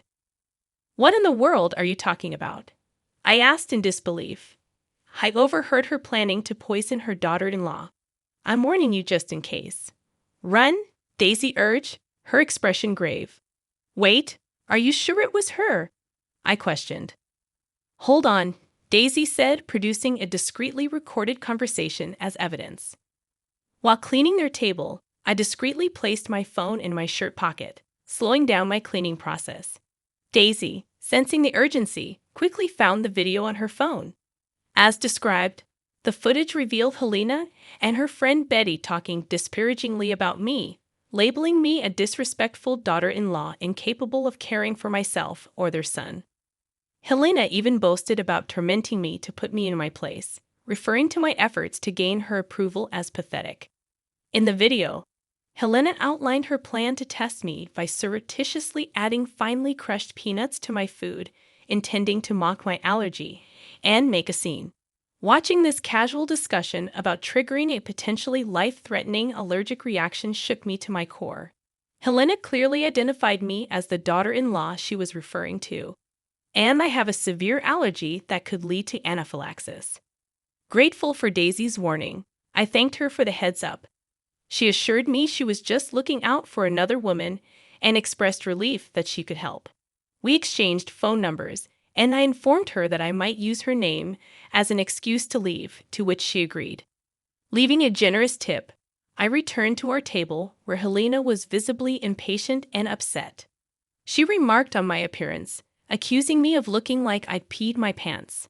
I explained that the waitress had apologized for the spill, downplaying it as a minor issue. Despite Helena's dismissal of the waitress's courtesy, I used the wet pants as an excuse to leave. Helena insisted that I stay and continue the gathering, but I expressed concern about the cold AC and my discomfort. Apologizing, I stated that I needed to leave immediately to avoid falling ill. Helena, clearly disappointed, tried to guilt me for leaving when she had extended an invitation to know me better. Apologetic yet resolute, I explained it was beyond my control and left, encouraging her to enjoy the rest of her time at the restaurant. After expressing my excuse, I left promptly and drove straight home. However, before reaching home, I made a detour to a gas station where I texted Daisy, urgently requesting the video of Helena discussing her plan. Daisy responded promptly, and armed with the incriminating evidence, I resumed my journey home. Carl's surprise at my early return was evident, considering how excited I had been earlier. Without exchanging words with Carl, I headed straight to the bathroom, craving the cleansing heat of a hot shower. Fearful that Helena might have tainted my clothes or hair with crushed peanuts, I scrubbed myself vigorously, repeating the process 3 times. Once done, I tossed my clothes into the wash and scrubbed my hands clean, Carl observing silently from the corner. When I finished, Carl gently prodded me to share what had transpired. Apologizing for my earlier paranoia, I confessed to encountering a childhood friend who worked as a waitress at the restaurant. Carl, puzzled, listened as I recounted Daisy's warning about Helena's sinister intentions. Unconvinced, Carl questioned the credibility of my friend's claims, prompting me to reveal the recorded conversation. As the video played, Carl's eyes widened in shock, realizing the gravity of his mother's actions. Memories of my previous hospitalization due to accidental peanut ingestion resurfaced, intensifying his horror at his mother's planned cruelty. Remorseful, Carl apologized profusely for dismissing my concerns about his mother's behavior in the past. He acknowledged the trauma I had endured and expressed deep regret for not taking it seriously. Grateful for his sincerity, I accepted his apologies, letting go of the resentment that had lingered between us. I understood Carl's perspective. Who could fathom their own mother actively trying to harm their spouse? We discussed his mother's sinister plan at length, agreeing that it was in our best interest to avoid meeting her in person ever again. We didn't want to risk any further harm. That night, Helena called Carl to complain about my perceived indecency for leaving early. Carl was prepared to address the matter. "We need to talk about your wife," Helena complained. "Yeah, we do. So, what do you have to say?" Carl responded. "I knew it. That wife of yours is beyond disrespectful. She left early today, after I took time out to spend one-on-one time with her. The audacity of her. It's high time you leave her. If she can't respect your mother, is she really worth it?" Helena insisted. "Why would she try to respect my mother when my mother tried to poison her?" Carl retorted. "Huh. Excuse me. I can't act all high and mighty now." "What are you talking about?" Helena denied. "I have a video of you discussing how you were going to mix crushed peanuts into her food with Aunt Betty. Whether it was a joke or not, it was sick. I'm glad Billy was informed and got herself out of the situation fast. Neither of us wants you to visit us ever again. We can chat and video call, but that's about it. If you show up, we will release the video and get a restraining order against you. Goodbye, Mom," Carl firmly declared before ending the call. Carl's assertiveness was liberating, as he stood up for me, expressing the things I wished to convey to Helena from the start. Helena persisted in calling and texting, spewing insults against me. Carl occasionally picked up her calls, hearing her accuse him of disrespecting her by believing his wife's lies. Nevertheless, he always found a way to end the conversation. Initially skeptical about Helena listening to our firm stance, she kept her communication limited to calls and texts for months. Just as we began to relax, Helena decided to visit. Frustrated by her relentless insults, Carl ignored her calls for about 2 weeks. She was displeased with our decision, and in her determination to express her dissatisfaction, she chose to show up uninvited at our house. Her incessant doorbell ringing and shouts for us to open up became unbearable. Despite attempting to ignore her, the persistent noise eventually gave me a headache, prompting Carl to open the door. She pushed him aside and marched into the house. Wary of her evident anger and potential for causing harm, I tried to keep my distance. However, my curiosity led me to observe the confrontation. Helena wasted no time in expressing her displeasure. "Mom, what are you doing here? Didn't we? Don't you start with me, Carl. I'm your mother, and I have a right to know about what's going on in your life." "Sure, but you've never actually asked me what's been going on in my life. All you've been giving me are your unsolicited opinions on my wife." "They're not opinions. They're facts. Look, I'm sorry I ignored your calls, but you need to leave now." "I'm not leaving until your witch of a wife comes here and apologizes for defaming me." "Defaming? She didn't do anything like that. How can you stand up for her against your own mother?" "I didn't at first, but then I saw the proof, and I couldn't side with you anymore. So get out, please. That proof is fabricated. Like I'd ever try to put crushed peanuts in her food. I'm going to ask you to leave once again, or I will get the police involved." Helena refused to leave, escalating the situation by accusing me of being a family wrecker and threatening to make me pay in the worst possible way. Terrified, I was relieved when Carl called the police, who escorted her away. Subsequently, we filed for a restraining order, determined to maintain a distance from her. Helena persisted in portraying me as evil to the police. This false narrative hurt, especially since I hadn't done anything to warrant such hostility. Facing backlash from Carl's relatives for seemingly villainizing his mother, Carl took a bold step. He placed them in a group chat, sharing the video of Helena planning to poison me and explaining my severe peanut allergy. The relatives apologized and redirected their anger at Helena. Unwilling to accept responsibility, Helena retaliated by blowing up our phones, accusing us of defaming her again. Despite the challenging months, we decided to move on, blocking Helena everywhere and committing to no contact with her. Grateful for Daisy's intervention, I rekindled our friendship and life has taken a positive turn. We've hung out a lot, almost returning to our old friendship. With Helena out of our lives, we look forward to a better and brighter future. Didn't I mention I was going golfing with my boss today? Geez, don't bother me for things like that, I exclaimed frantically when I called my husband. The response I received was cold and distant. Just moments before, I had received news of our daughter's involvement in a car accident. She was reportedly taken to the hospital, and despite the urgency of the situation, my husband, who was out golfing, showed no signs of concern. "What are you talking about? She's your daughter too," I exclaimed, but his demeanor remained unchanged. "I don't care. Golfing with my boss is more important than she is," he replied. My name is Catherine, a 42-year-old homemaker living with my husband, Bob, and our daughter. Bob, 3 years my senior, works for a major company downtown.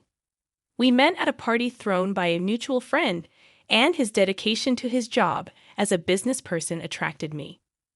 When Bob asked me out, I was over the moon, and his proposal day felt like floating on cloud 9. After getting married, I quit my job to focus on household chores, enjoying our newly life. A year later, we were blessed with a daughter named Emily. Raising her wasn't easy, but my mother-in-law, who had lost her husband and lived alone, was always there to help, a blessing indeed. Emily is now in her sophomore year of high school, studying hard, active in school activities, and enjoying her teenage life with friends. However, a noticeable change occurred in our harmonious family life about 6 months ago. It started after a long weekend when Bob planned a trip with his colleagues. Emily and I spent the holiday just the two of us. On the last day of the holidays, Bob returned and we had dinner together as a family for the first time in a few days. During dinner, Emily nervously approached the topic of her plans after high school. She had consulted with me while Bob was away and had already decided to go to college, which I supported. However, contrary to expectations, Bob grimaced and replied dismissively, "Why should I care? Do whatever you want." Taken aback by his cold response, I unintentionally let out a gasp. Bob immediately left the table without clearing his plate, stomping off to his room as if in a bad mood. Left behind, Emily and I were puzzled by Bob's unusually distant behavior. "I wonder what got into Dad. Did I say something wrong?" Emily asked. "He's probably just tired from the trip. We'll discuss your plans another time." I tried to console her. Although Emily seemed uneasy, she accepted my explanation. However, the following day, Bob's cold attitude persisted.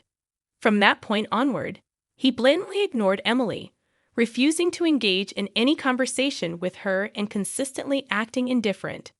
Moreover, he started spending more time away on weekends, causing a significant decrease in the time we spent together as a family. Discussing Emily's future became an impossible task given the strained atmosphere. Feeling consistently ignored and without understanding why, Emily began to resent her father. Even my attempts to mediate proved futile, and their relationship worsened. Concerned about the situation, I consulted with my mother-in-law, who had a good relationship with Bob. She even tried to scold him, but it only made Bob angrier, leading him to snap and retort with a dismissive, "Mind your own business."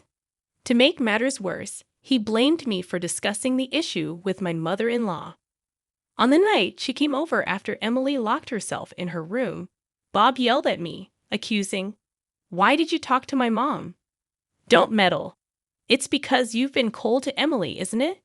Why are you ignoring her now? You used to dote on her so much." When I mustered the courage to ask why, Bob just glared at me with annoyance and didn't provide an answer.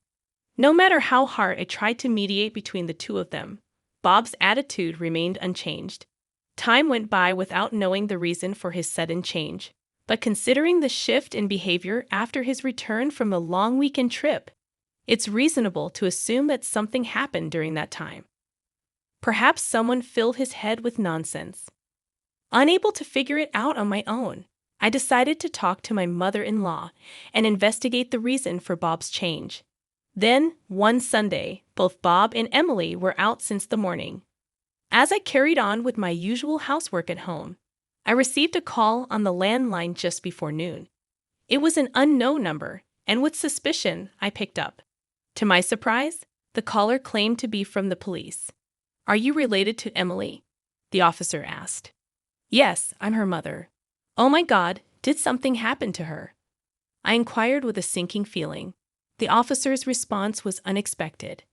"Actually, the bus Emily was on got into a traffic accident," he explained, leaving me momentarily speechless. I felt a wave of dizziness, and my hands, holding the phone, started to shake. Emily had informed me she was going to the mall with friends, and apparently she was on the bus at the time of the accident. According to the officer, a car from the opposite lane crashed into the bus, and Emily and her friend were taken to a city hospital. After hearing the details of the accident and hanging up, I was in shock and couldn't move for a while. However, I knew I had to inform Bob quickly.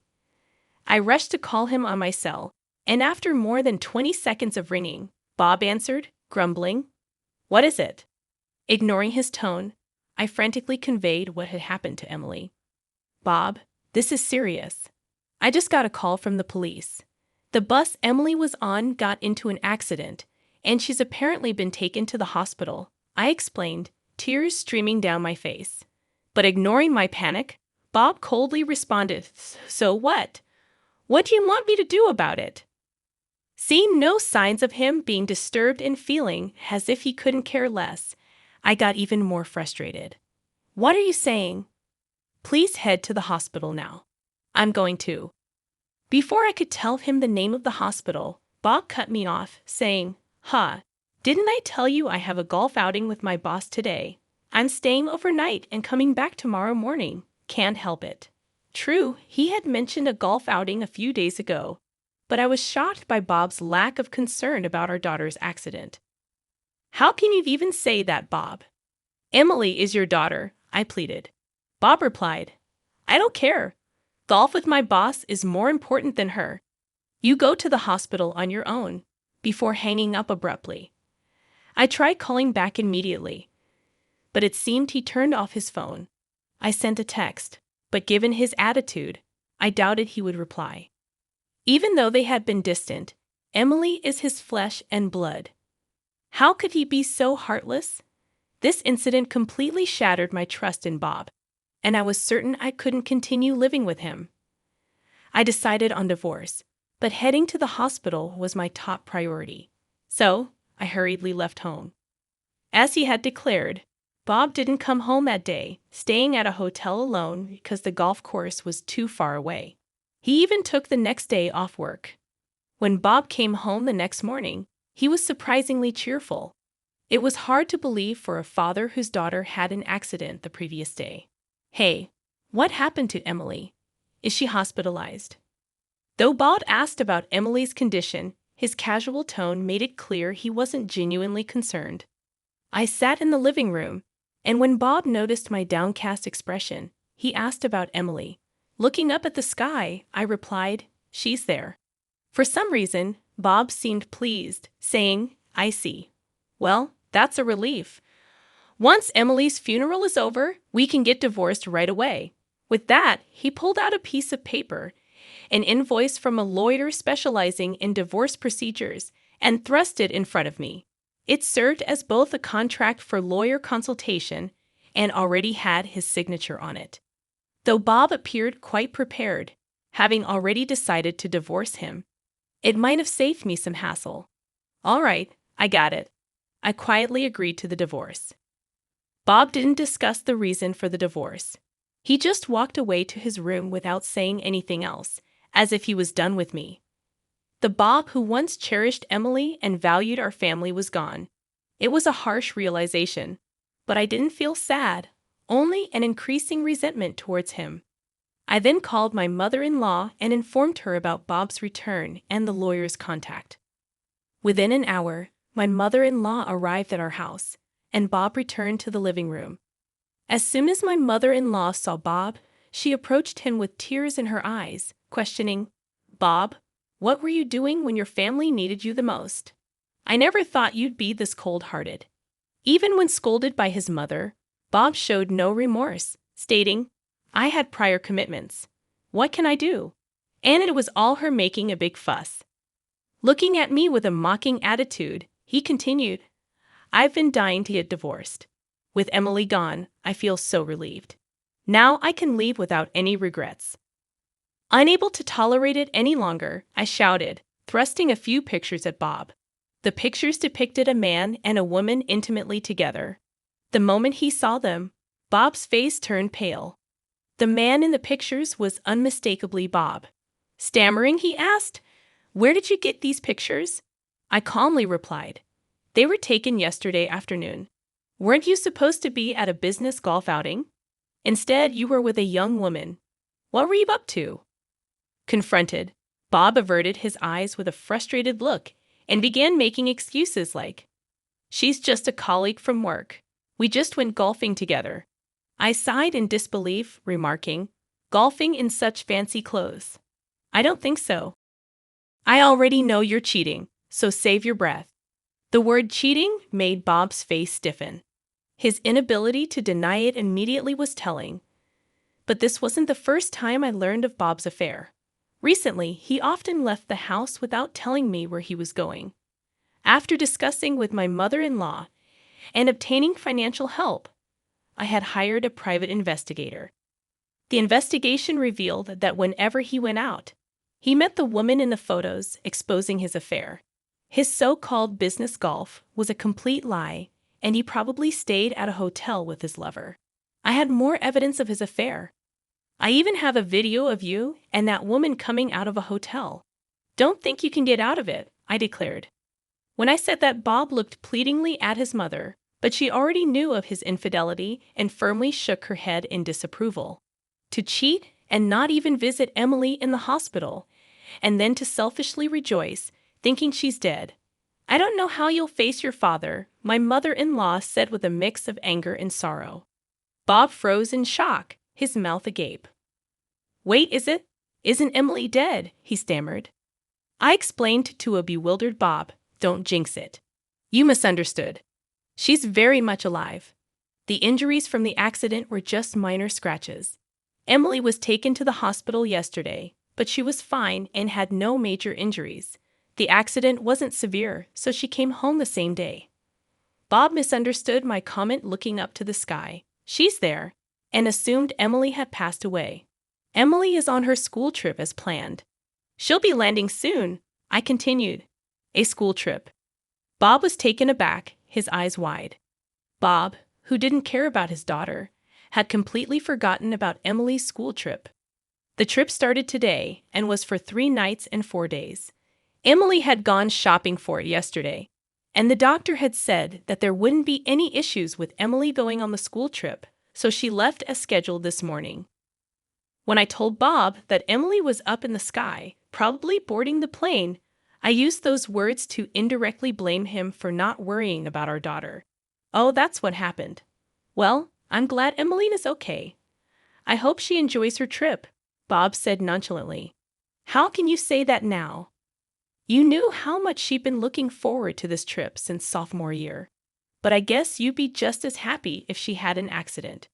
You probably forgot all about it," I sternly rebuked Bob, who tried to feign laughter. I didn't have a shred of affection left for him. No matter what he says in the future, I'm never going to trust Bob again. Just then, an email notification popped up on Bob's smartphone. After reading the message, Bob's body began to tremble with anger. Shoving the screen in my face, he shouted, "Hey, what the hell is this?" I looked at the screen with my mother-in-law, and it was from Emily with a concise message. "I can't consider someone who prioritizes his affair over his family as my father. I'm cutting ties with you." It was as if she was sending a message to a stranger. It seemed that Emily learned yesterday about Bob's lie about playing golf when he was actually meeting his mistress. She probably sent the email after landing. Being bluntly disowned by his 17-year-old daughter, Bob's face, which was pale just moments ago, turned a deep shade of red from shame and anger. He glared at me and began yelling, "This is all your fault. Weren't you the one who cheated first?" I was completely lost. "What are you talking about? When did I ever cheat?" I protested. "Jessica told me," Bob said. "Jessica? Who's that?" Then it hit me. The detective agency found out that Bob's mistress was named Jessica Accord. According to Bob, Jessica had filled his head with baseless lies about me when they first started their affair. She told him that I had cheated on him and that Emily was fathered by someone else. The detective agency confirmed that he began his affair 6 months ago, right when the relationship between Bob and Emily started to sour. Since Jessica works at the same company as Bob, they likely started their affair during the long weekend. Jessica had been spreading outrageous lies, saying I had cheated and had Bob raise Emily, a child fathered by another man. But Emily doesn't look or act anything like me. It's natural for me to have doubts. Both my mother-in-law and I were rendered speechless at Bob's outburst. Thinking Emily wasn't his because of Jessica's lie, he began to resent her and treated her coldly. But he didn't want to divorce because he didn't want to pay child support.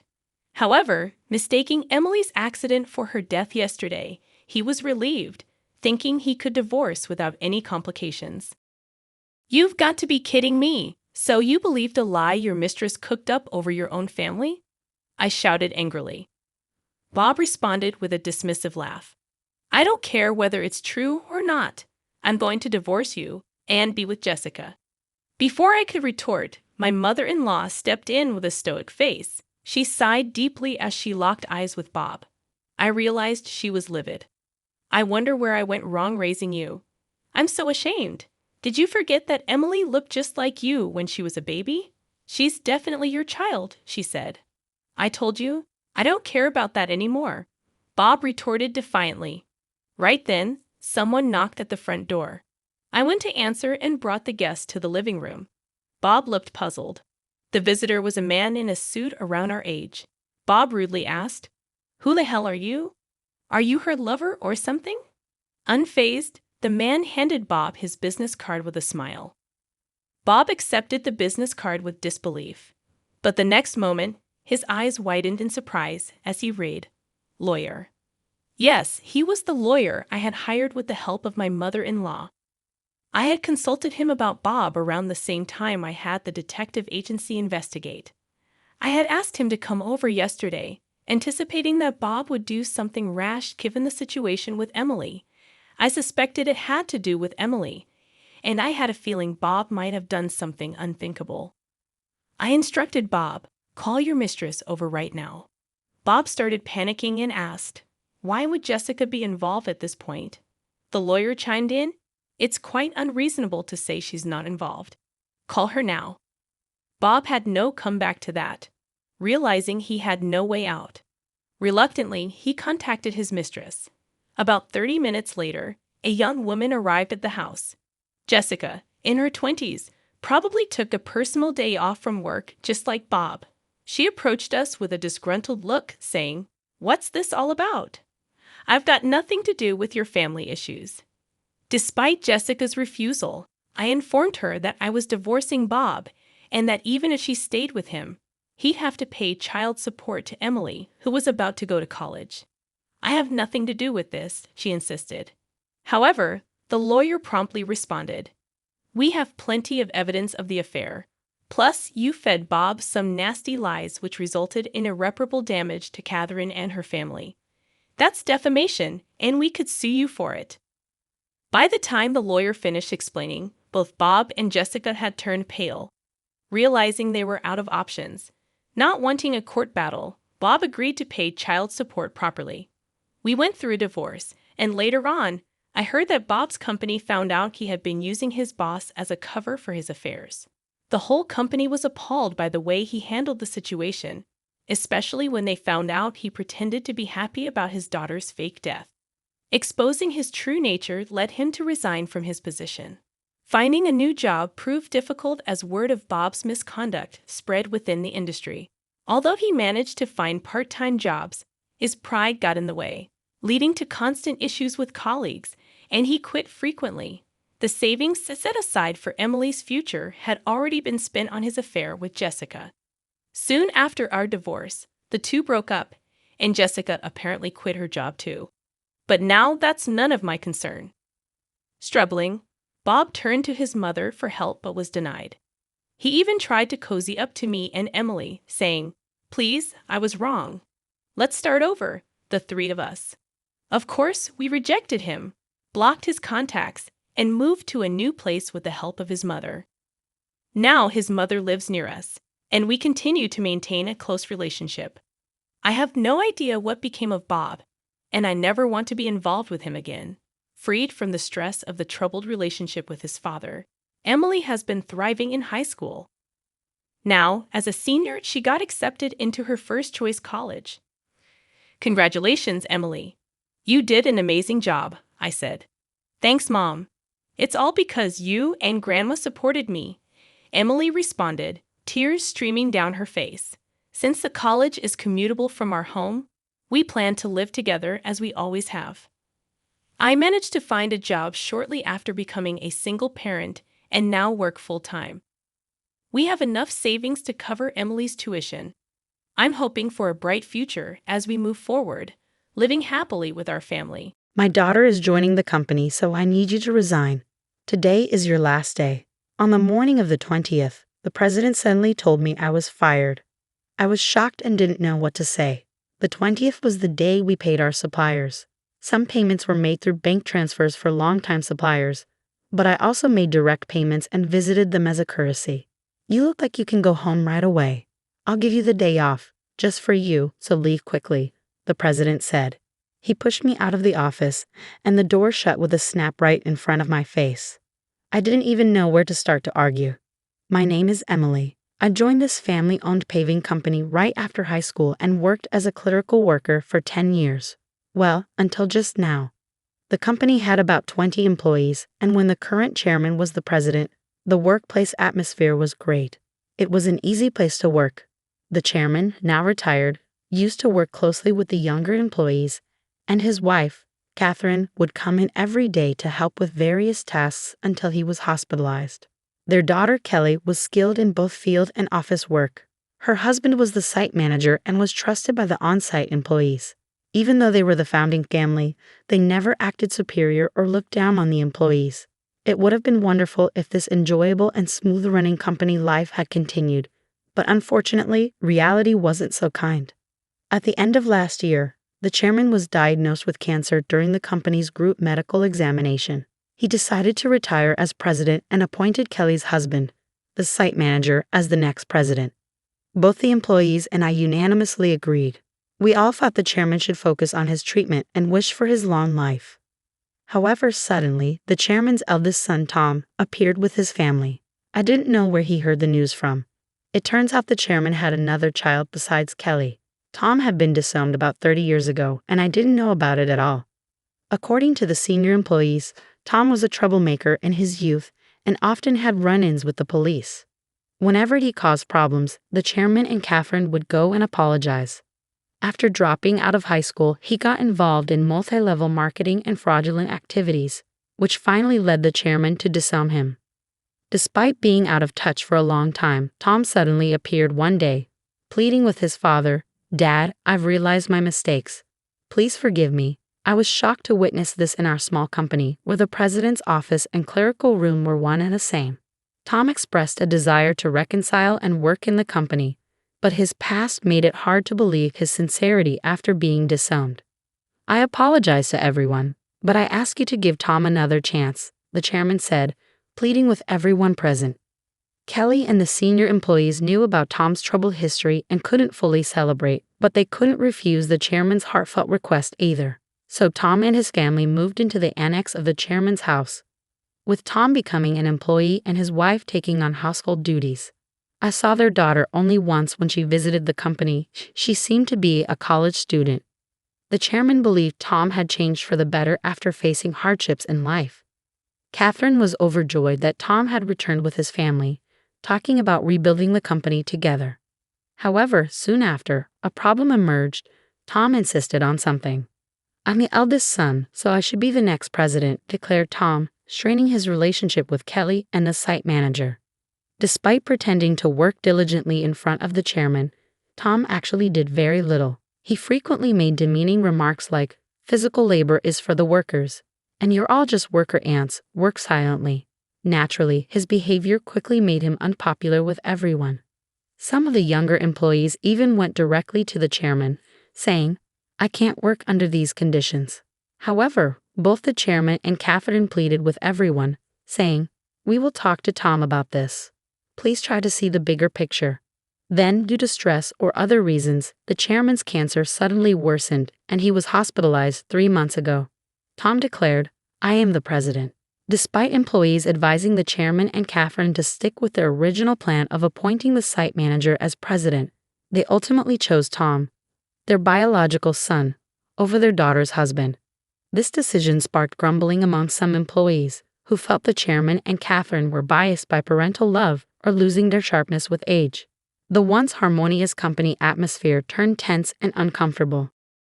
As tensions grew, Kelly and the site manager began working behind the scenes to manage the company.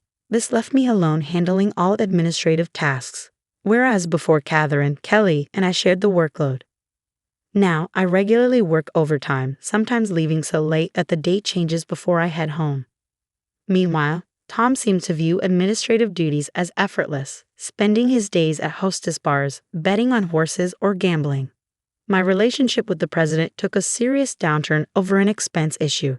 He had been using the company's credit card for personal dining and entertainment expenses, and I had been overlooking it to some extent.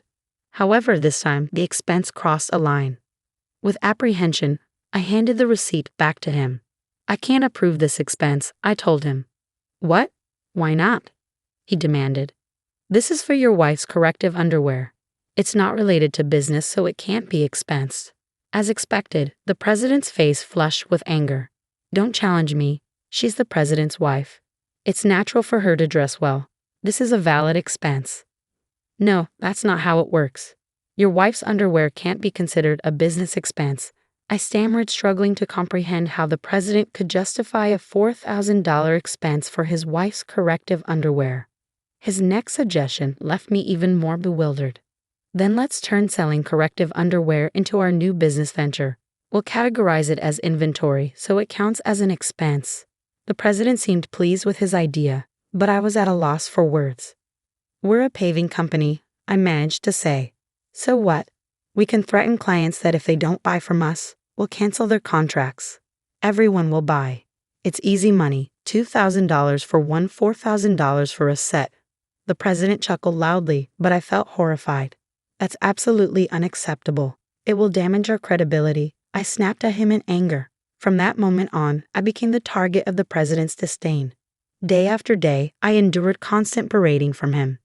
The situation became so difficult that I considered quitting many times. However, I continued to endure and work, driven by my loyalty to the chairman who had always supported me and my concern for the team who would struggle if I left. The truth was, I couldn't afford to lose my job suddenly either. I decided to tough it out until the right moment to move on. But then, unexpectedly, I was fired. If I quit abruptly now, it will cause problems for our clients, I thought to myself. Taking a deep breath, I gathered my courage and confronted the president. "I can't do this. I can't just leave without proper notice and handover. Even your daughter wouldn't be able to handle the workload. Besides, today is the day we need to handle payments," I said in one breath, fully expecting the president to erupt in anger. As expected, the president's face turned red with anger. "Shut up. I told you to resign because my daughter is joining the company. Today is your last day. As for the payment, let them wait until they come to collect it. There's no need to pay them up front." "Excuse me, isn't it normal to pay for something once you buy it?"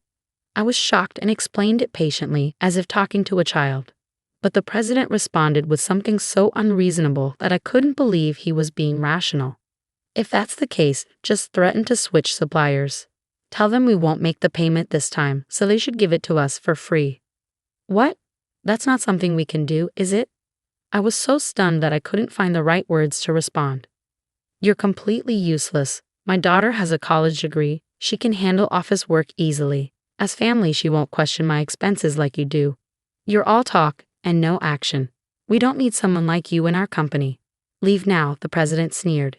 It seemed clear he intended for his daughter to handle accounting so he could justify personal expenses as business expenses.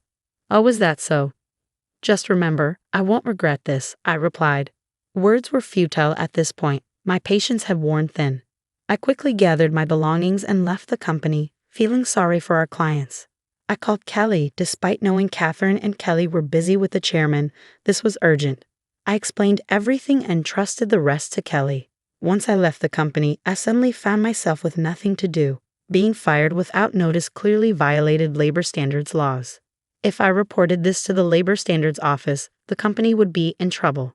Since our company was part of the middle company payment system, I could claim my severance pay and 1 month's salary. This system supports small and medium-sized enterprises that can't afford severance pay on their own. I didn't need to rush because I could apply within 5 years from my retirement date, and the Labor Standards Office had a 2-year statute of limitations. With my professional habits, I planned out the necessary procedures and timeline for retirement. I decided I could take it easy for at least a week. Lately, I had been working overtime and weekends nonstop, leaving no time for myself at home. There were many places I wanted to visit once I settled down, so I chose to go on a day trip to the beach for a refreshing break. After enjoying myself at the beach, I checked my phone in the locker and found several missed calls, emails, and voicemails. Among them, Kelly's email caught my attention. It said, "The payment process went smoothly. Everything is in order." I felt relieved. Despite the abruptness of my dismissal by the president, I couldn't shake the guilt of leaving my job in anger. Next, I listened to the voicemail from the company. It was the panicked voice of the president saying, "Hey, what's going on? They're saying I'm not the real president. Did you know about this? Explain yourself." After chuckling at his realization, I continued to check my emails and voicemails. Among them was a message from the chairman, so I promptly headed to the hospital. Arriving at the hospital room that evening, I found Catherine and the president already there. As soon as the chairman saw me, he greeted me from his bed. "Emily, I'm truly sorry for my foolish son." "Hey, what's going on? I'm not the official president. Explain yourself." Tom shouted arrogantly, clearly not understanding the situation. The chairman quickly silenced him with a stern command. "Quiet down." It turned out that right after I had called Kelly, she promptly informed the chairman and Catherine. Upon receiving the news, the chairman immediately contacted Tom, who was acting as president, and asked, "Do you really not know anything? So what's the truth?" I calmly explained to the president, who was still shouting in confusion. "Essentially, Tom, you didn't have any legal authority. Your role as president was just a title. It might seem confusing, but in business terms, president is a position within the company and doesn't hold legal standing like a representative director does. The representative director is the one legally responsible for the company's actions externally. It's a different and more formal role that requires specific legal procedures to change." I continued, "While the title of president can be changed informally within the company, altering the representative director involves complex legal processes. That's why your position didn't carry the legal weight you assumed it did." 3 months ago, when Tom was appointed president, there was strong opposition from Kelly, the site manager, and veteran employees. That's when I proposed a strategy. Tom would be a figurehead president while the chairman remained the legally responsible representative director. As someone familiar with company procedures and laws, I knew the complexities involved. Under my plan, if Tom showed genuine dedication and won over all employees, then we would initiate the legal process to formalize his presidency. However, if Tom failed to prove himself fit for the role, the backup plan was to either remove him or even consider closing the company, while Kelly and the site manager prepared to launch a new venture. Kelly doubted Tom's ability to change. The chairman and Catherine continued to believe in Tom until he unfairly dismissed me, which seemed to awaken them to his shortcomings. "If you want to be a leader, learn and take care of your employees. I've told you this many times," the chairman emphasized. Tom retorted, "It's not a big deal, right? Can't we just handle the procedures now?" "No, it's not possible," the chairman explained. "Our company offers stocks to employees who want them, and many of them own shares. Emily owns 10%, making her a major shareholder. We can't disregard her views, and other shareholders won't support you either." As the president began to understand the gravity of the situation, his face paled. What? I don't have any shares. None. I plan to pass on my shares to you once you prove yourself as president. I'm deeply disappointed in you. Were you only interested in my wealth, thinking I didn't have much time left? The chairman slumped in despair, and Catherine remained silent, visibly upset. Defiantly, the president responded, Well, I'm the eldest son. What's wrong with taking what's rightfully mine? The company belongs to me. I can't forgive you anymore. The chairman bears full responsibility as the representative director of this company. Moreover, I'm a shareholder. I have the right to call for a shareholders' meeting and propose your removal, I asserted firmly. The president's face drained of color as he grasped the implication of removal. You mean I could be fired? Dan, you were just a clerk. Tom, Emily is right. At this point, no one will support you. Emily was the only one who spoke up to give you a chance. Catherine interjected. Then Catherine turned to me. Emily, I owe you a sincere apology. I regret causing you trouble because of my love for my son. Please tell me what you'd like to do. I confronted the president directly. Mr. President, I no longer wish to work under your leadership, so I am resigning immediately. However, I expect to receive my severance pay, along with 1 month's salary including unpaid overtime and holiday pay. As a shareholder, I will also take action through the Labor Standards Office to remove anyone who is detrimental to the company. I spoke calmly, and as I did, the president's complexion shifted from pale to completely white. Continuing, I informed them how Kelly had been actively visiting clients and successfully promoting our new company. Many clients had already decided to switch from our current company to the new one, and most of our employees were planning to follow suit. That's impossible. I'll sue you. The president threatened, his voice cracking. But the chairman intervened firmly. I am the representative director. You have no such authority. The president collapsed to his knees, and I felt a mix of emotions: regret, disappointment, and a sense of closure. Mr. President, it's unfortunate it had to end this way. If you had changed your approach upon returning, things might have been different. There were ample opportunities for understanding if you had made efforts to learn and adapt. Ultimately, it was the president himself who squandered those chances. A classic case of reaping what one sows. In the aftermath, the chairman decided to shut down the company, leaving Tom unemployed. The president's wife attempted to sell corrective underwear, but it didn't succeed. They faced legal issues for aggressive sales tactics and were eventually arrested for involvement in a pyramid scheme. When Kelly returned to her parents' home, she found boxes of unsold underwear left behind. As for the daughter, she found employment elsewhere, although the specifics are unknown. I now work happily at Kelly's and the site manager's new company. I cherish my relationships with others and strive to live authentically each day. I'm a 35-year-old office worker. My husband, Kevin, is 6 years older than me, and we've been married for 9 years. Right now, I'm living with my mom for some reasons. Let me explain how this happened. 4 years ago, Kevin and I built a house. At that time, Kevin had just changed jobs, and we didn't have much money saved or a high income. Kevin used to work for a big company, but his boss constantly bullied him secretly. This caused Kevin to have trouble sleeping, and eventually he couldn't go to work anymore. He saw a psychiatrist and took a 3-month break, but when he didn't get better, he quit his job. After that, we lived on just my salary. Kevin didn't work for 3 months, but slowly started to feel better. He began eating and sleeping well again, and his psychiatrist was happy with his quick recovery. My cheerful, loving Kevin was back. He then started looking for a new job. His experience at the big company helped, but finding a job was hard because he left his last job due to mental health issues. During this time, we found a small company that needed Kevin. The salary was about 3/4 of what he used to make, but he was happy to be working again. He said it was much better than being without a job, which made me happy. This job was also in a field he wanted to work in. We wanted to have children, but it was clear that life would be tough if I stopped working. So I continued working. I also loved my job, and we decided not to have children at that time. Our life was peaceful until my mother, Sarah, was paralyzed in a car accident and needed a wheelchair to get around. My dad had passed away when I was in middle school, and Sarah had been living alone since then. Our family home was old and not suitable for a wheelchair, with many steps. Kevin then said, "I'm worried. Let's live together. Sarah and I were surprised, but I appreciated Kevin's unexpected kindness. Since Kevin had just changed jobs, we were unsure about the future, but we decided to apply for a mortgage. As we expected, it was tough to get a loan because Kevin hadn't been at his job for long. However, we were determined and didn't give up. After trying with several mortgage companies, we finally found one that worked with us and approved our loan. We bought our dream home, which I had always imagined, filled with the smell of wood, thick wooden beams on the ceiling, custom storage spaces, a kitchen tailored for my height, and spacious cypress flooring.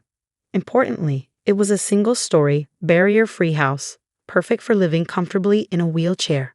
We were excited as our house was being built and visited the construction site every day. When our carefully designed home was finished, it had a large yard where my mom, who now rarely went outside, could enjoy sunbathing. However, there was a catch with the land. It was given to us by Kevin's grandfather, who adored Kevin. Kevin's family wasn't wealthy, but when his grandfather was diagnosed with cancer, he started to distribute his assets, giving us the largest plot of land. It felt like winning the lottery, but the land was just a 10-minute walk from Kevin's family home. When we told them my mother would be moving in with us, Kevin's sister laughed and said, "Why is your mother moving in too? How shameless is your family?" Kevin's mother told me that marrying someone different like me would bring trouble. She also harshly said it was terrible for her son to have to care for an old person and called me a curse. Even then, Kevin stood up for my mother and me. He said the land was a gift from his grandfather, and no one should complain. Kevin's mother and sister are really mean. It's amazing that Kevin, who is so kind, comes from that family. He's like a beautiful flower that grew out of mud. Kevin always says his family shows him how not to be. Kevin thinks his grandfather gave us the land because he wanted us to take care of his mother in her old age. He also gave other properties away. Kevin's sister got a parking lot that's a 10-minute walk from their home. It's smaller than our land but makes good money from parking fees. Honestly, I would have preferred that, but a gift is still a gift, and we are thankful. Thanks to my grandfather-in-law, we could build our house without paying for the land and used it to help get a loan. When the house was finished, we invited Kevin's mother and his sister's family over. The builders told us they had visited the house several times without asking us. They showed up late without apologizing and said, "This is kind of like Grandpa's house, so it's like our house too." Kevin's sister came in with muddy shoes and said the house smelled nice and didn't need air fresheners. She and her husband walked around with muddy shoes, ignoring the slippers we offered. When I suggested they use slippers, she laughed and said it was too much trouble and that we could just clean the floor. The visit was uncomfortable from the start, and they didn't bring anything with them. When they saw my mother's room, which is spacious and sunny, Kevin's mother said she would like that room. My mother's room is like a duplex with its own kitchen, almost a second living space. "I want to live here," said my mother-in-law. She then told my mother, "You were lucky to have that accident, weren't you? Thanks to being paralyzed, you moved from that old shack to this nice house. Isn't that a lucky turn of events?" My mother said nothing but looked very sad. I was really angry inside, but before I could say anything, Kevin spoke up. "What did you just say? There are things you should and shouldn't say. It makes me question your humanity. I can't even believe you're part of my family. You're the worst. Apologize now," Kevin demanded firmly. Whether they were amused or not, my mother and sister-in-law glared at me. Then my sister-in-law angrily asked Kevin, "What's this all about?" "It's a total turnoff. It's not cool to invite people over and then be rude to them. Just because you built a house, you think you can act superior." The mother-in-law chimed in, "My son messed up by marrying you. You're a jinx." Kevin didn't stay silent. "Enough is enough. This mess started because of your rude comments. You said the accident was a good thing and called my wife a jinx. I will not forgive that." The mother and sister-in-law looked frustrated by Kevin's strong response. Then my mother, who had been watching everything, said with regret, "It's okay. I am here because of the accident, and it's true I moved from a rundown house to this beautiful one. Your son has always been kind to me. Thank you." Perhaps feeling guilty, the mother and sister-in-law left, giving me a nasty look. My mother then apologized to Kevin. "I'm sorry if I upset your mother and sister. I'm sorry for ruining the mood at our housewarming party." Kevin responded, "No, I should be the one apologizing. It's embarrassing how they lack decency. I'm really sorry, but I am happy to be living with you. Please understand that." With that, my mother started to tear up. Since we live near Kevin's parents' house, the neighbors all know us well. They've known Kevin since he was a child and are very kind to us. 4 months have passed since that day. We were finally settling into our new home, and my mother started to smile more when I received an unexpected call from home while I was at work. We rarely get calls from home, so it surprised me. My bad feeling was right. My mom, sounding very upset, called to tell me something awful. Kevin had collapsed at work. I was shocked and spoke to my boss right away, then rushed to the hospital. On the way, I tried to stay calm by imagining that Kevin would be okay when I got there, joking around like always. But when I arrived, it was a shock to see him with so many tubes attached to him. We had planned to go to a movie that weekend. The doctor told me Kevin was in critical condition and might not wake up. I felt like I was in a movie. I couldn't even cry. Despite my prayers, Kevin passed away at the hospital. My shock continued as my mother and sister-in-law arrived when they heard Kevin had died. My sister-in-law accused me harshly, asking if I had poisoned him or if I was after his life insurance. My mother-in-law also blamed me, saying bad things always happen around me and calling me a jinx. I was too sad to respond. Then my own mother arrived in a caredriver's taxi, crying over Kevin's death, which finally made me cry too. We both sobbed loudly. My mother-in-law rudely told us to stop the fake crying. She said Kevin had changed because of me and that she didn't want to see us ever again. Then she left the hospital. A funeral director came to organize Kevin's funeral, and we went to the funeral home. Kevin had died from a brain hemorrhage, which was hard to believe since he was fine that morning. When I told my mother-in-law the funeral plans, she coldly said she wouldn't come because Kevin always sided with my mother and me. She said her daughter wouldn't come either. Many of Kevin's coworkers and friends came to the viewing, but neither my mother-in-law nor my sister-in-law and her husband were there. Many attended the funeral, and it was clear that Kevin was deeply loved. Many people cried for him. It was hard, but maybe this is just the kind of people his family were. I was happy to spend the whole day with those who truly missed my husband. After Kevin's death, I got an email from my mother-in-law, but it was inappropriate, so I didn't reply. She was asking about the life insurance money and kept emailing because I didn't respond. Eventually, she claimed she had a right to it. I chose to ignore it because I wasn't ready to deal with that. When we got home, I noticed a light on inside, which was odd. My mother, Sarah, was confused and thought we had turned off all the lights. I figured maybe I forgot because I was so upset. I told her it was understandable given the situation, and I unlocked the door. When we entered, we could hear the TV, which was very strange. Inside, we found my sister-in-law and her husband sitting there. I was so shocked I couldn't even speak. The living room was full of unfamiliar furniture and boxes. We had no idea what was happening. My sister-in-law said, "Why did you just barge in here?"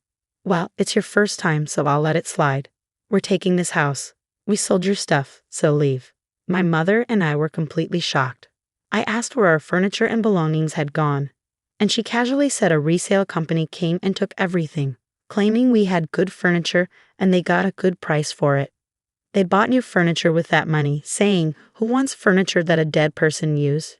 It's bad luck." She added that she cared about such things and our stuff was packed in boxes. She even remarked that we must be minimalists or just poor because we had so few things.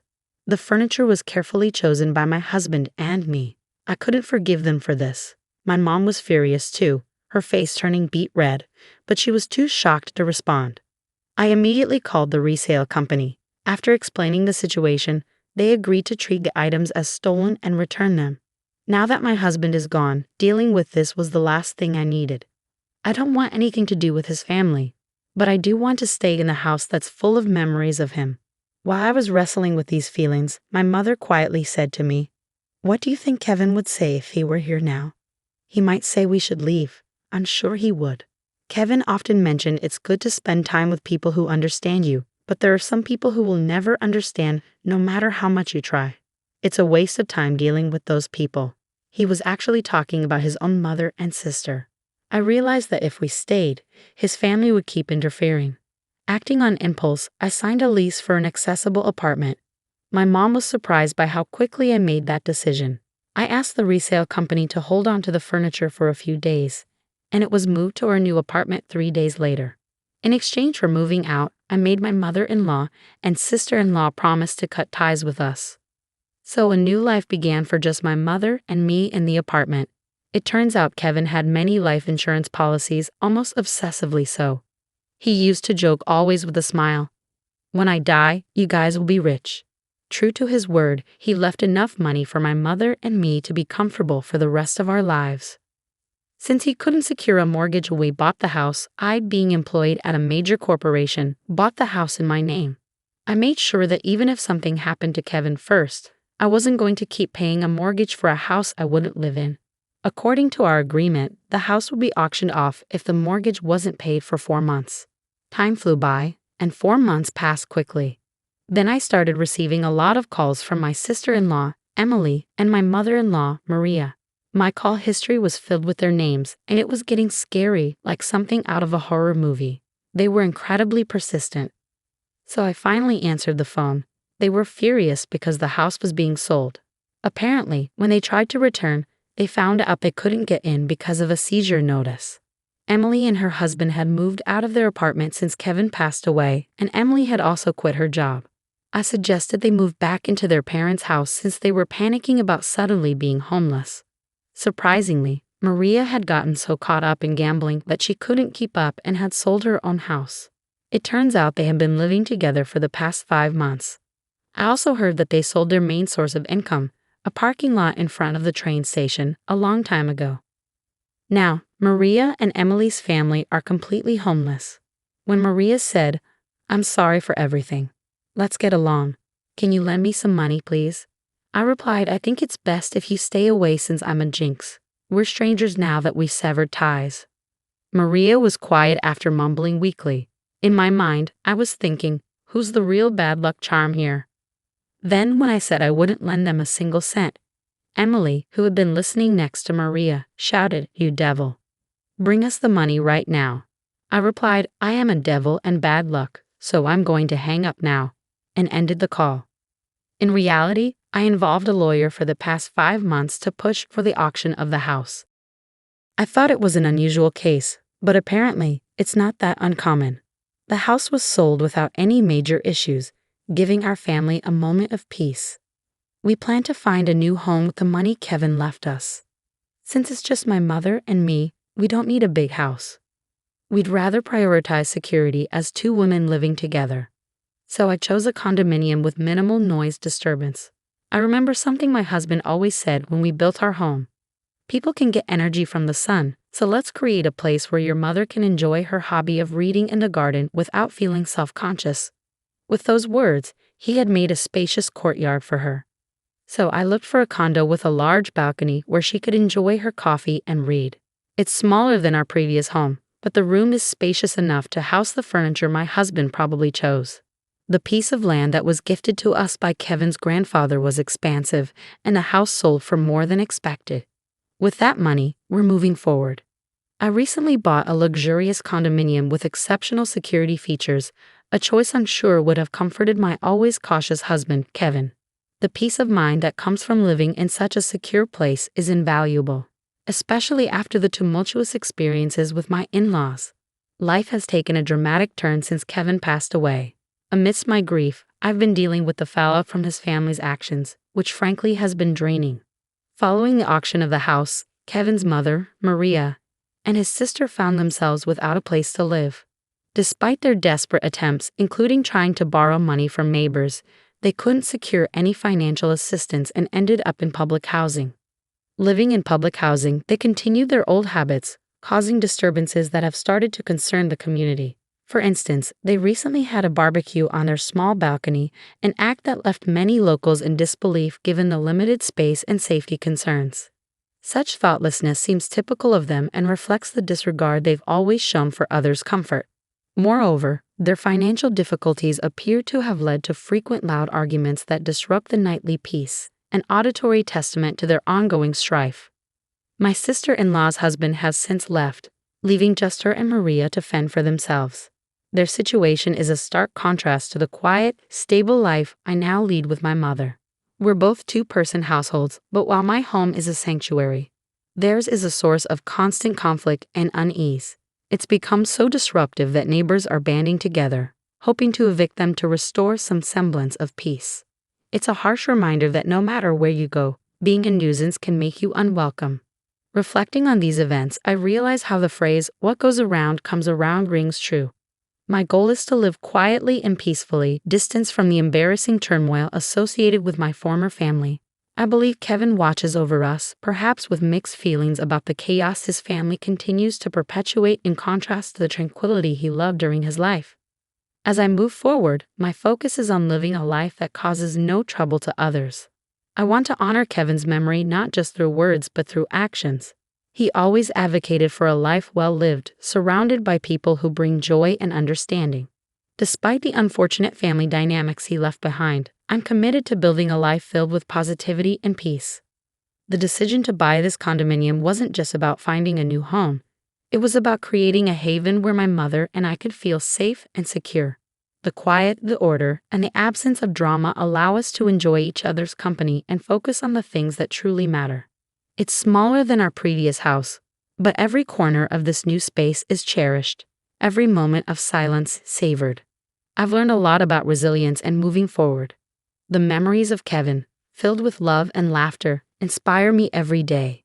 They remind me of the importance of living authentically and compassionately, ensuring that his spirit of kindness is carried forward. Living well is perhaps the best tribute I can offer to a man who gave so much and asked for so little in return. In this new chapter, amidst the serenity of our chosen sanctuary, I am determined to live not just for myself, but in a way that would make Kevin proud.